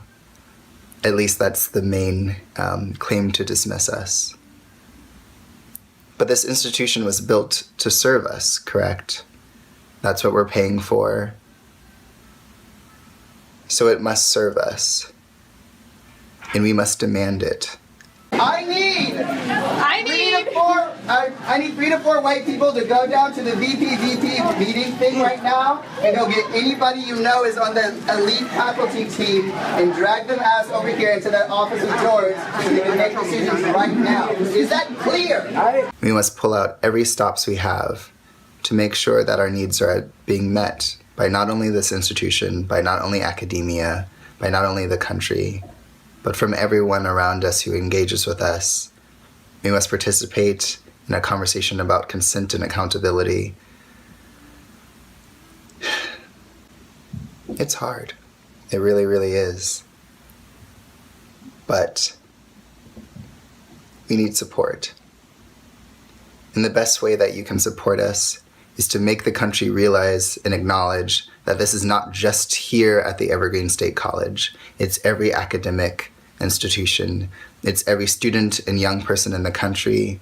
It's everyone who needs their voice to be heard. We have to be acknowledged. They are attempting to invalidate us by claiming that it's just these special liberal Northwest youth. But it's not just us. We all know it. So, in an attempt at solidarity, the call to action is call your friends, Call your family, call everyone you know, and let them know how the institutions have failed you, and let them know that it's time for us to reclaim what we were paying for, what we were told that we deserved.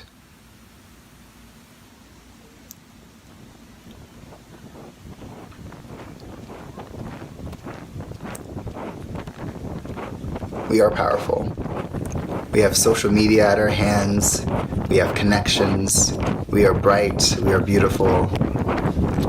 And the labor can't fall on only those who are most marginalized.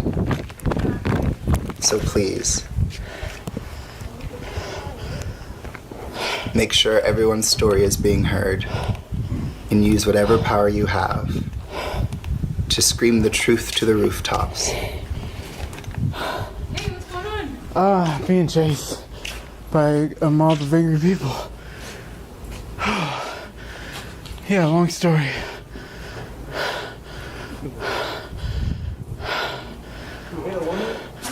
Should I What's going on? call the police or? What's going on? They're chasing me and threatening me. Did you do something? To fuck me up. I'm just filming for my production. Oh, do you want to Hold on, stay out here. No, come on, stay out here. Oh, do you want to notice that your friend just hit Naomi and Ellie? Do you want to film that? Let's talk about what's Oh, going on. no. Did your friend hit somebody? Yeah, here, come outside. I was filming the whole time. No, Naomi and Ellie's going to beat the shit out of him. He doesn't go. He should leave, obviously. I didn't hit anyone. Do you live on campus? No. I'm calm. I'm good. Did you hit someone? No. That'd be great now. that we need? Yeah. He was filming us. Someone, I had it on film the whole time. Someone lunged at me, and I pushed her off. Why were you filming? So what happened All right, is him and later. Nolan Lies were writing No. hate speech, and we confronted them. They started filming us. We confronted them further, Nothing- and they started hurting us. Nolan punched Naomi and Ellie a few times. Okay. Delete the film. And they were taping us, and they need to delete it. Okay. Nothing. None of over- us consented to being filmed. It's a public campus. Doesn't fucking matter. You need consent to film people. People aren't public to be filmed. First and foremost, the threat that was called in to the campus or to Thurston County 911 dispatch on the 1st of June was from Robert Korekis, who is a 50-something New Jersey man who happened to own no firearms and was not a direct threat to the campus, it turns out. He was caught within a week, put in prison, and then prosecuted later on that year. The story quickly dropped out of prominence because it turned out he had no connections to alt-right or neo-Nazi forces or movements, as he would be widely accused of being by professors and protesters alike. Now, for the rest of this episode, I want to focus on the chalking incident, and I have an interview with the main chalking perpetrator, alias Chalkman, Nolan Lies, that I will share with you after a brief overview of the situation. What happened on the night of June 3rd was this confrontation between two groups of people.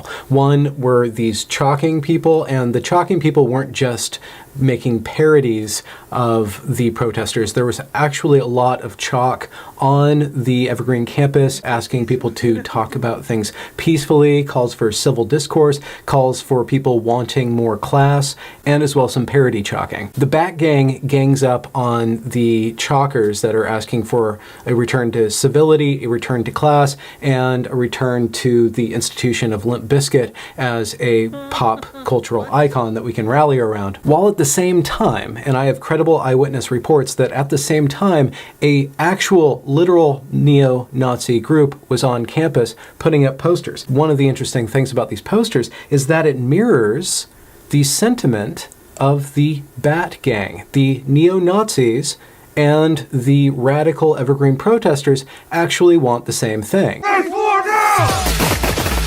Literally. And to prove that to you, I'm going to read a Facebook post by Jamil A.B., which we've already had featured in this episode, from the beginning of the incidents leading up to the protest. So this Facebook post was from the Evergreen Class of 2020 Facebook page, where the contention started that built up into this fantastic protest. Quoting Jamil, "My fave thing about the race war of 2020 is that, like convocation. He's referring to when R and Lawrence protested at the beginning of the school year with the signs that nobody could read. Evergreen captures diversity checks but doesn't give a shit about blacks. Thank you for sharing that. Like convocation, people are showing their true colors. We've dragged out so many racist insects, while some people have proven themselves as actually caring about black lives. I'm living. All the anti-black people think we care about them, when at this point we are just having fun and adding them to lists. All the so-called allies who haven't shown up in the comments to support us, we see you. TTFN. Jamil A.B. in the Class of 2020 Facebook page actually mentions the race war several times. Ironically or not so ironically, or obviously or not so obviously, this is what the neo-Nazis put on campus. The future belongs to the few of us, still willing to get our hands dirty. Political terror. It's the only thing they understand.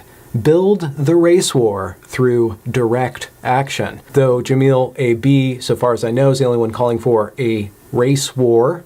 Literally, everybody on the protesters' side is talking about direct action. They're constantly, to this day, talking about direct action, whatever that means. I am absolutely ecstatic to welcome each of you to the opening night of our second annual Fall Equity Symposium. The theme for our symposium this year is transforming dialogue into collective action. I know what changes shit? Action. That's why the fuck we in this room. So you have this scuffle between people who are making fun of the protesters, people who are arguing against the protesters, wanting class to get back on. Actually, the protest and the ensuing backlash has halted actual education on the Evergreen State College campus. So you have those two groups fighting amongst each other, and then you have the actual Nazis on campus putting forth their propaganda. Now, to get back to the footage, what happens is that AC, who is the person who's filming, runs from the bat mob into the dorms. He's taken into the dorms and he's kind of held there for a while. Nolan catches up to them. The police are called. The protesters want the police to prosecute Nolan and AC for hate speech, but at the same time, they refuse to give a statement. Then there is somewhat of a stir that happens, and about 20 students congregate around the police officer, and Nolan, AC, and the police officer are taken to police services, where AC gives his statement, as well as Nolan. The protesters, and this is actually from the police report, when the police officers try to get the protesters to tell their side of the story, the protesters do nothing but look away into the sky and put on a show of ignoring the police. That's the summary. Let's get into the eyewitness account, or the first-person account of the person who was contending with the radical Evergreen protesters, who was himself a student at the time.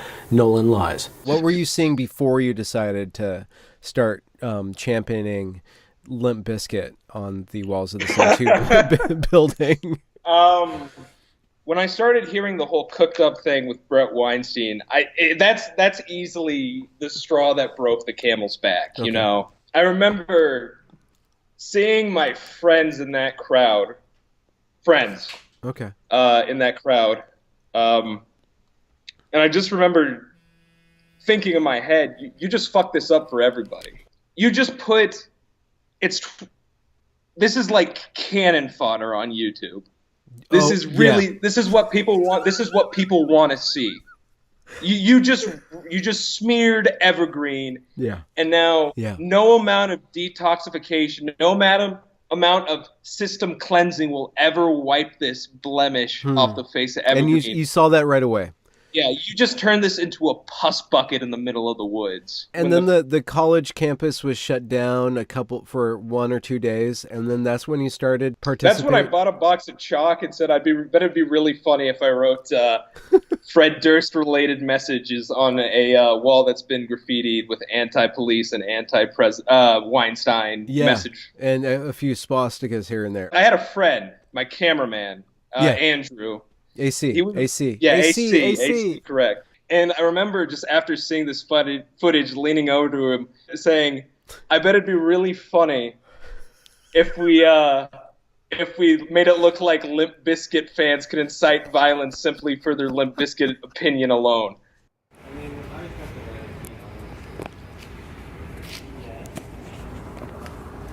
Limp Bizkit didn't touch those kids. I'm tired of all these Limp Bizkit rumors. We should all just be able to enjoy Fred Durst equally. Fuck Green Day. Dude, that was some hella jujitsu, bro. Dude, you should open for you should open for Limp Bizkit. That was some good. I should sample that. Can I get that on mic? You kiss this black trendy ass bitch. May I?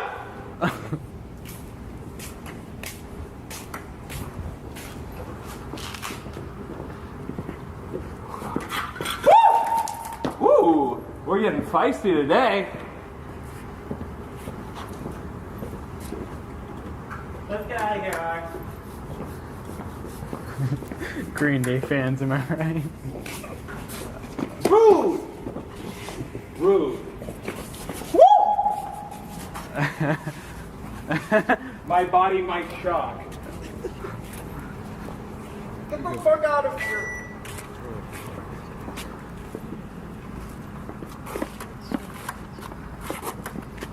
Fucking leave! Fred Durst. What do you have against Fred Durst? He did nothing to you. Okay, I'm gonna try it over here. I was feeling a little dehydrated. I appreciate the water, by the way. Fuck you! Ah, please don't. I'm so onomatopoeic. Whoa! Whoa! Whoa! Whoa! Whoa!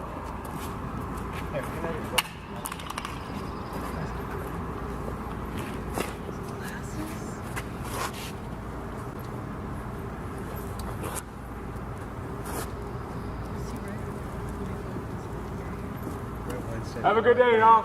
Fuck you, asshole. Dude, they're down with they're down with the sickness if I've ever seen. Fucking Green Day fans, bro.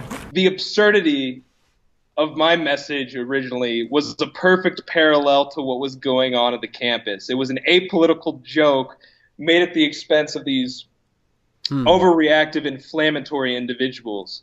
If they can't see the absurdity in picking a fight with a guy that's not even necessarily coming with a counter position, but is going completely left field, out into the distance with something that's just completely absurd, I don't think we have anything to talk about, because I don't think any productive dialogue could actually happen. If you can't see the absurdity in taking hostages while you're going on this like fart huffing quest of social justice, equity, crusade, I don't think we're going to be able to have that dialogue. I don't know all these protesters, you know what I mean? Yeah. So I think some of it is just the way they've grown up, and they've just throughout their life they process this very critical, dark, and grim worldview. But rather than do anything productive or try to figure out answers, they've always felt like, for some reason, that they were being attacked. But you have this, rather than trying to like explain or have a discussion with them, you go to Evergreen and, like I was saying, you're just breastfed, and you get high off that same idea that you've been carrying around your entire life. They support it entirely, even to the point of insanity. When you're roaming the campus with bats and taking faculty hostage, you're still caving. Really, maybe it's time to give the naughty children some spanks, Evergreen, rather than kind of letting your campus be swept away in this like just heaping mess. At Red Square, there was actually a physical altercation between me and I think 3 people. I was being grabbed. I was attacked again by Lawrence. And that time I just had it. I have some restraint, but it gets old really quick in that scenario. And I mean, it was predictable what would happen next. I said they were going to use the identity thing against me because, I mean, it's a slippery slope with them. I try not to make things about race, but it's hard to be like, they're not, oh, this isn't about race when you're getting attacked for your identity, because they straight up, one of the reasons they told me I was getting attacked was, in the video, you think you're not safe being a white male? Okay. If you're just threatening, it's one thing, but how do you question a person's safety when you're pulling out a weapon to use against them? Like, what? It's just, as as my friend's getting attacked, in front of me, as I've already been attacked, had property of mine damaged. And it's like, okay, I mean, if you're going to go all in, if you're going to do this, like, just own it. So that chick, once again, I can't remember her name, she's the heavier set woman that's wielding a bat. Yeah. The famous Evergreen choose your role-playing character meme that was floating around for a while. During the brawl at Red Square, when I was fighting off, she came up behind and tried to grab and pull me back. So I just had a nightstick pulled on me. Okay. So my first reaction is, I think I'm getting dragged to get hit with a weapon. Okay. So I just turn around and I just hook fist whoever's behind me. Okay. And it turns out it's this woman, right? Yeah. And you hit a girl. This strong women and men are the same turns into literally verbatim, Nolan, do you have any idea what you've just done? And just waterworks, super soakers out the pupils, my dude. They tried to use the police to arrest me, but they also wouldn't come forward and give a statement. Yeah. I noticed that's like an interesting cluster of details. It's fine and odd that you want the police to do something about me, yet you won't explain what it is. Yeah. The administration contacted me after the whole base Chalkman thing kind of broke out, and were like, yeah, your cameraman's getting barred as a trespasser. He legally can't come back to campus. Okay. Also, we're placing you under a temporary loss of privilege. There's something eerie going on here when you're banning a person from campus who was not out there beating up people or using any violence techniques. He was just holding a camera to show how absurd it was getting on the, on the ground levels.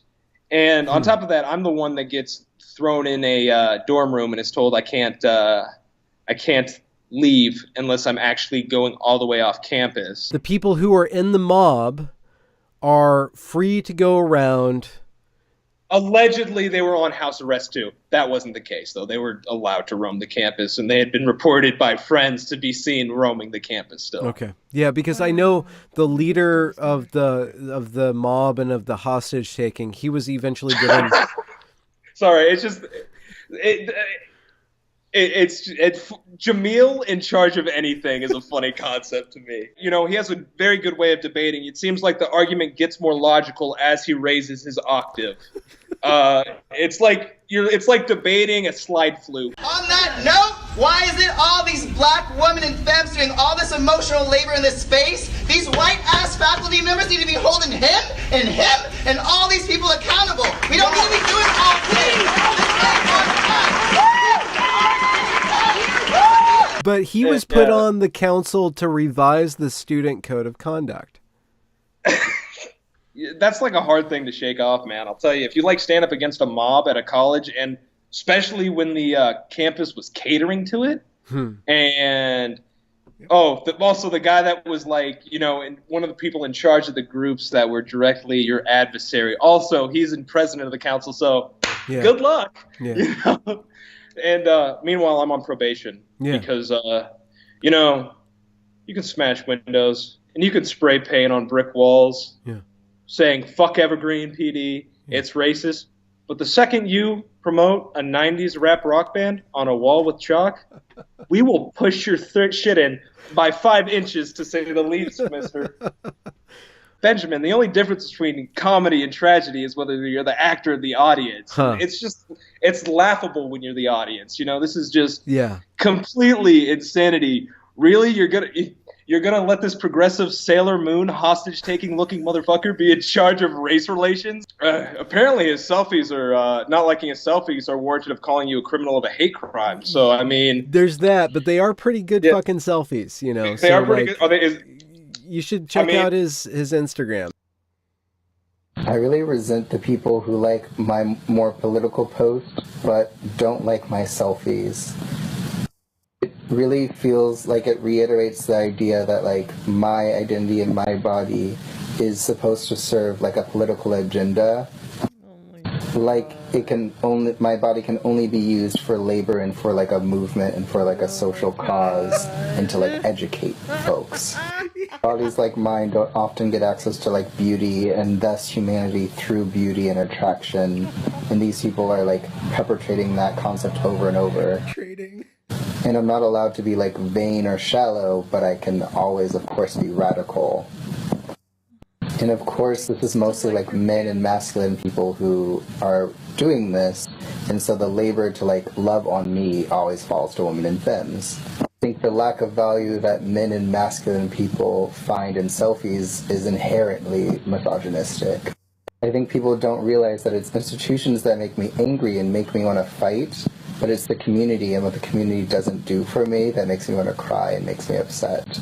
And I think people want to say that they want to support me, but only to their limits, only to their comfort, and don't want to step past that comfort to actually do the things I need. But the truth is, I'm a very invalidated identity, and I need validation, and I need that from the community. And how easy is it, how simple is it to double click on a picture on Instagram? So easy, not even asking for much. You had best believe if I said, fuck the government, everyone would be like, yes! And I'd be like, where were you when I needed you earlier? If I were to ask for something from like reparations.me or something, it would be like, everyone, tell everyone to follow me and to like my pictures. Because if I know I'm loved and if I know that I am human and viewed as a human, I can do all of the rest of this.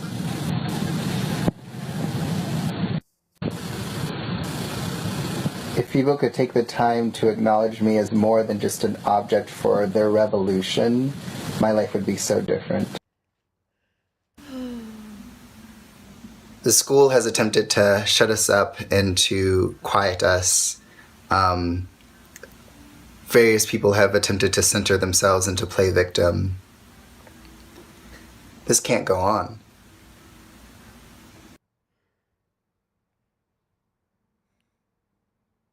That's it. Wow. It is hard not to laugh at what he was saying, but I don't want to laugh at it because it's really quite fascinating. I mean, this is a deeply, deeply narcissistic person. Yes. And you said something right away. You said AGP right away.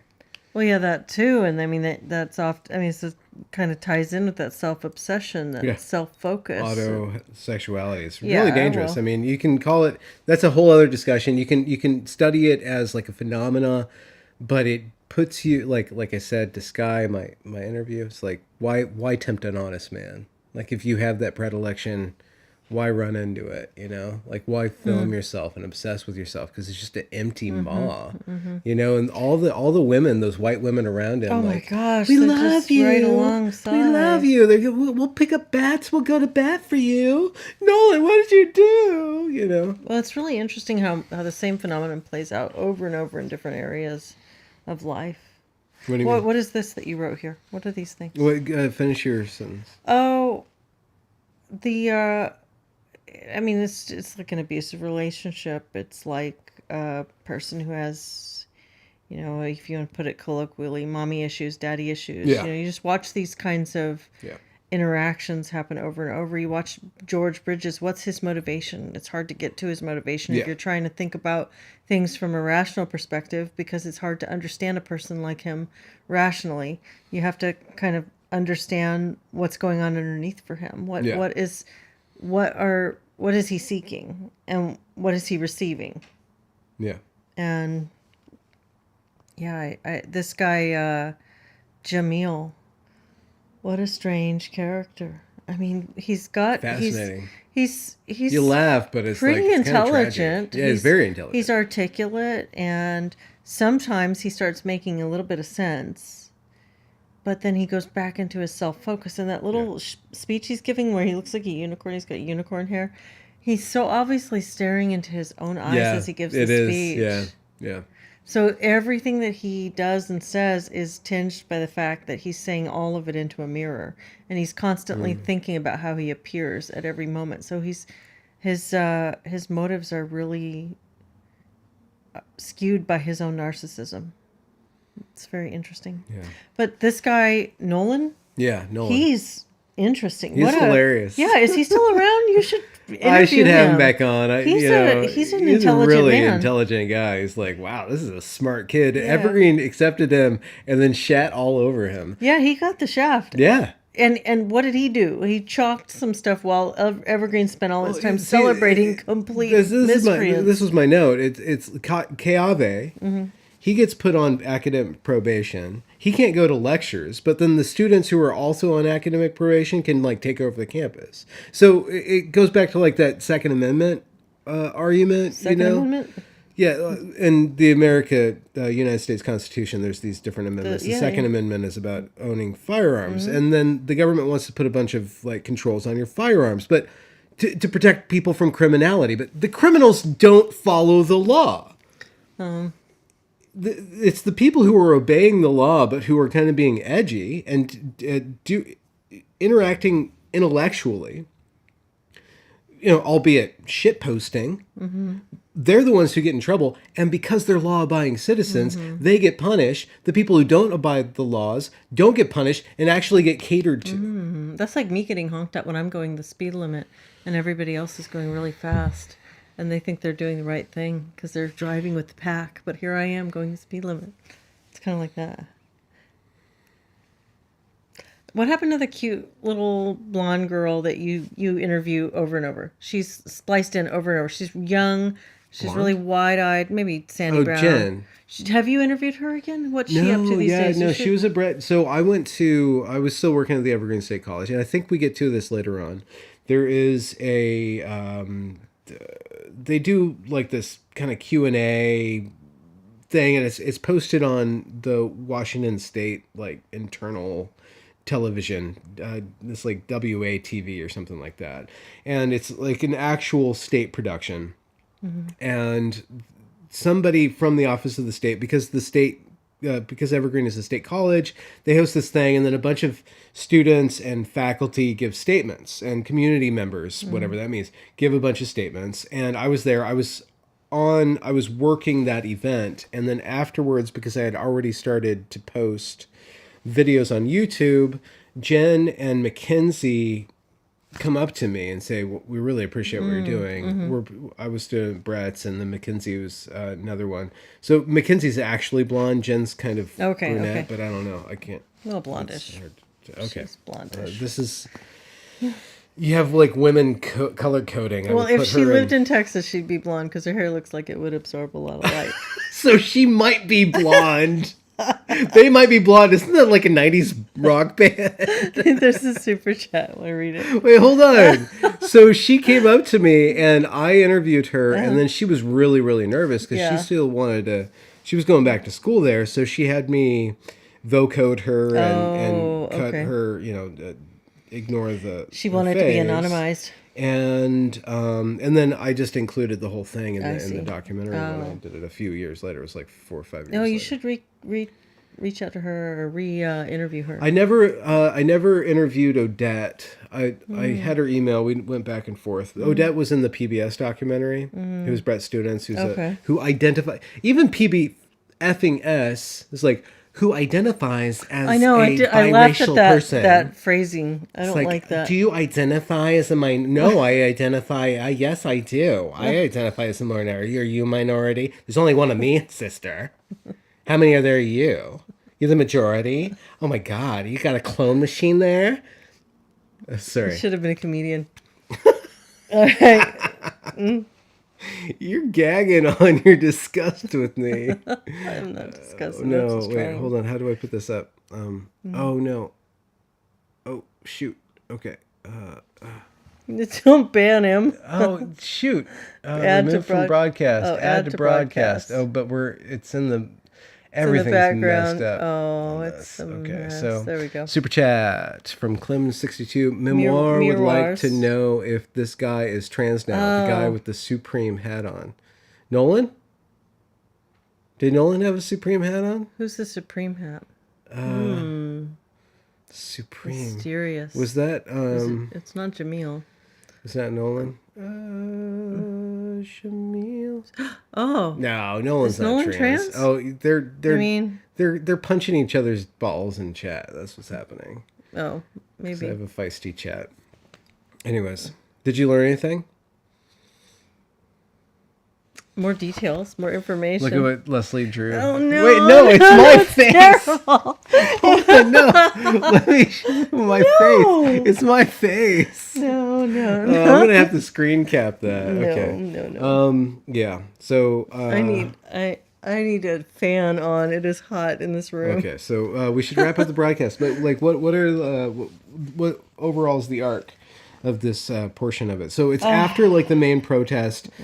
I loved it. We never talked about this, but like that when George addresses the demands of the protesters, there's this whole long interchange where these stupid protesters, the ones who berated the kitchen staff, were like, how are you going to tell the news to tell our story? Yeah.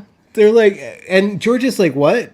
Like, I can't actually do that. He would do that for the institution. But he's like, I can't do that for everybody else. But no, our media is completely on your side. When Jen and Brett were like, nobody contacted us. Like, the students were unsafe. Everybody except that, like 20 students were feeling incredibly pressured and unsafe. Yeah. That's really amazing. It's such an amazing like exercise in Darvo, really. Like when deny, acquiesce, resist, vindicate, reverse victim and offender. Oh, okay. It is what's the guy's name? Nolan, when he was talking about how they were yelling at him about how they weren't safe and he was safe while they were threatening him with a weapon. Like, there's actually a quote. That's just like that epitomizes the overall meta of what's happening right there. The entire situation is that they are the ones who are threatening everybody else. I'm oppressed. It was so strange too. There's this big, strong guy, like that guy who stood up and he was yelling at George Bridges. And he's this big, manly guy. And he's talking about how he's afraid to walk around and he wants protection. He wants somebody to walk with him. Yeah. Like, that seemed really strange. But they hate the police at the same time. Yeah. Yeah. So what do they want?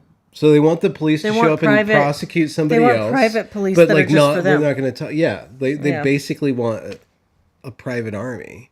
Mm-hmm. They wanted the army. They wanted the army to serve them. But not the police. So it's not about the fact that the police are over-militarized. Yeah, like, okay, so the military shows up with an F-160 or whatever. You know, they're like, oh no. But like the police show up with mace. It's not the fact that they maced us. They had mace. But we want nuclear weapons to protect us. Like, wait, what? Yeah, it's really weird. It's really interesting. What a fascinating event. What a totally fascinating event. It was hilarious, though. I didn't notice this because Jamil says the race war of 2020. It's so freaking prophetic. Because 2020 was literally a race war where people were like, everything he said came true. We're going to make lists of all the people who aren't even commenting on this. Like, you didn't put a black square on your Instagram. That's interesting that he used that phrase. And maybe we can talk about this at some point if you want. I'm reading this book right now. Oh, 1960s. It's called Chaos. Yeah. What is it called? Chaos, Charles Manson, and the Secret History of the 60s. Oh, the CIA, Charles Manson, the Secret. And it's pretty, one of the things that's very interesting, the journalist who wrote the book goes through a couple of different FBI and CIA involved plots to take down the Black Panthers. Mm-hmm. They wanted to make sure that none of the leaders of the Black Panther movement could ever gain respect in our culture. So they made them look bad, and they pitted them against other groups, and they took them out. They framed one guy for murder. He spent 27 years in jail for a murder that he did not commit, that they knew he did not commit because they were surveilling him at the time.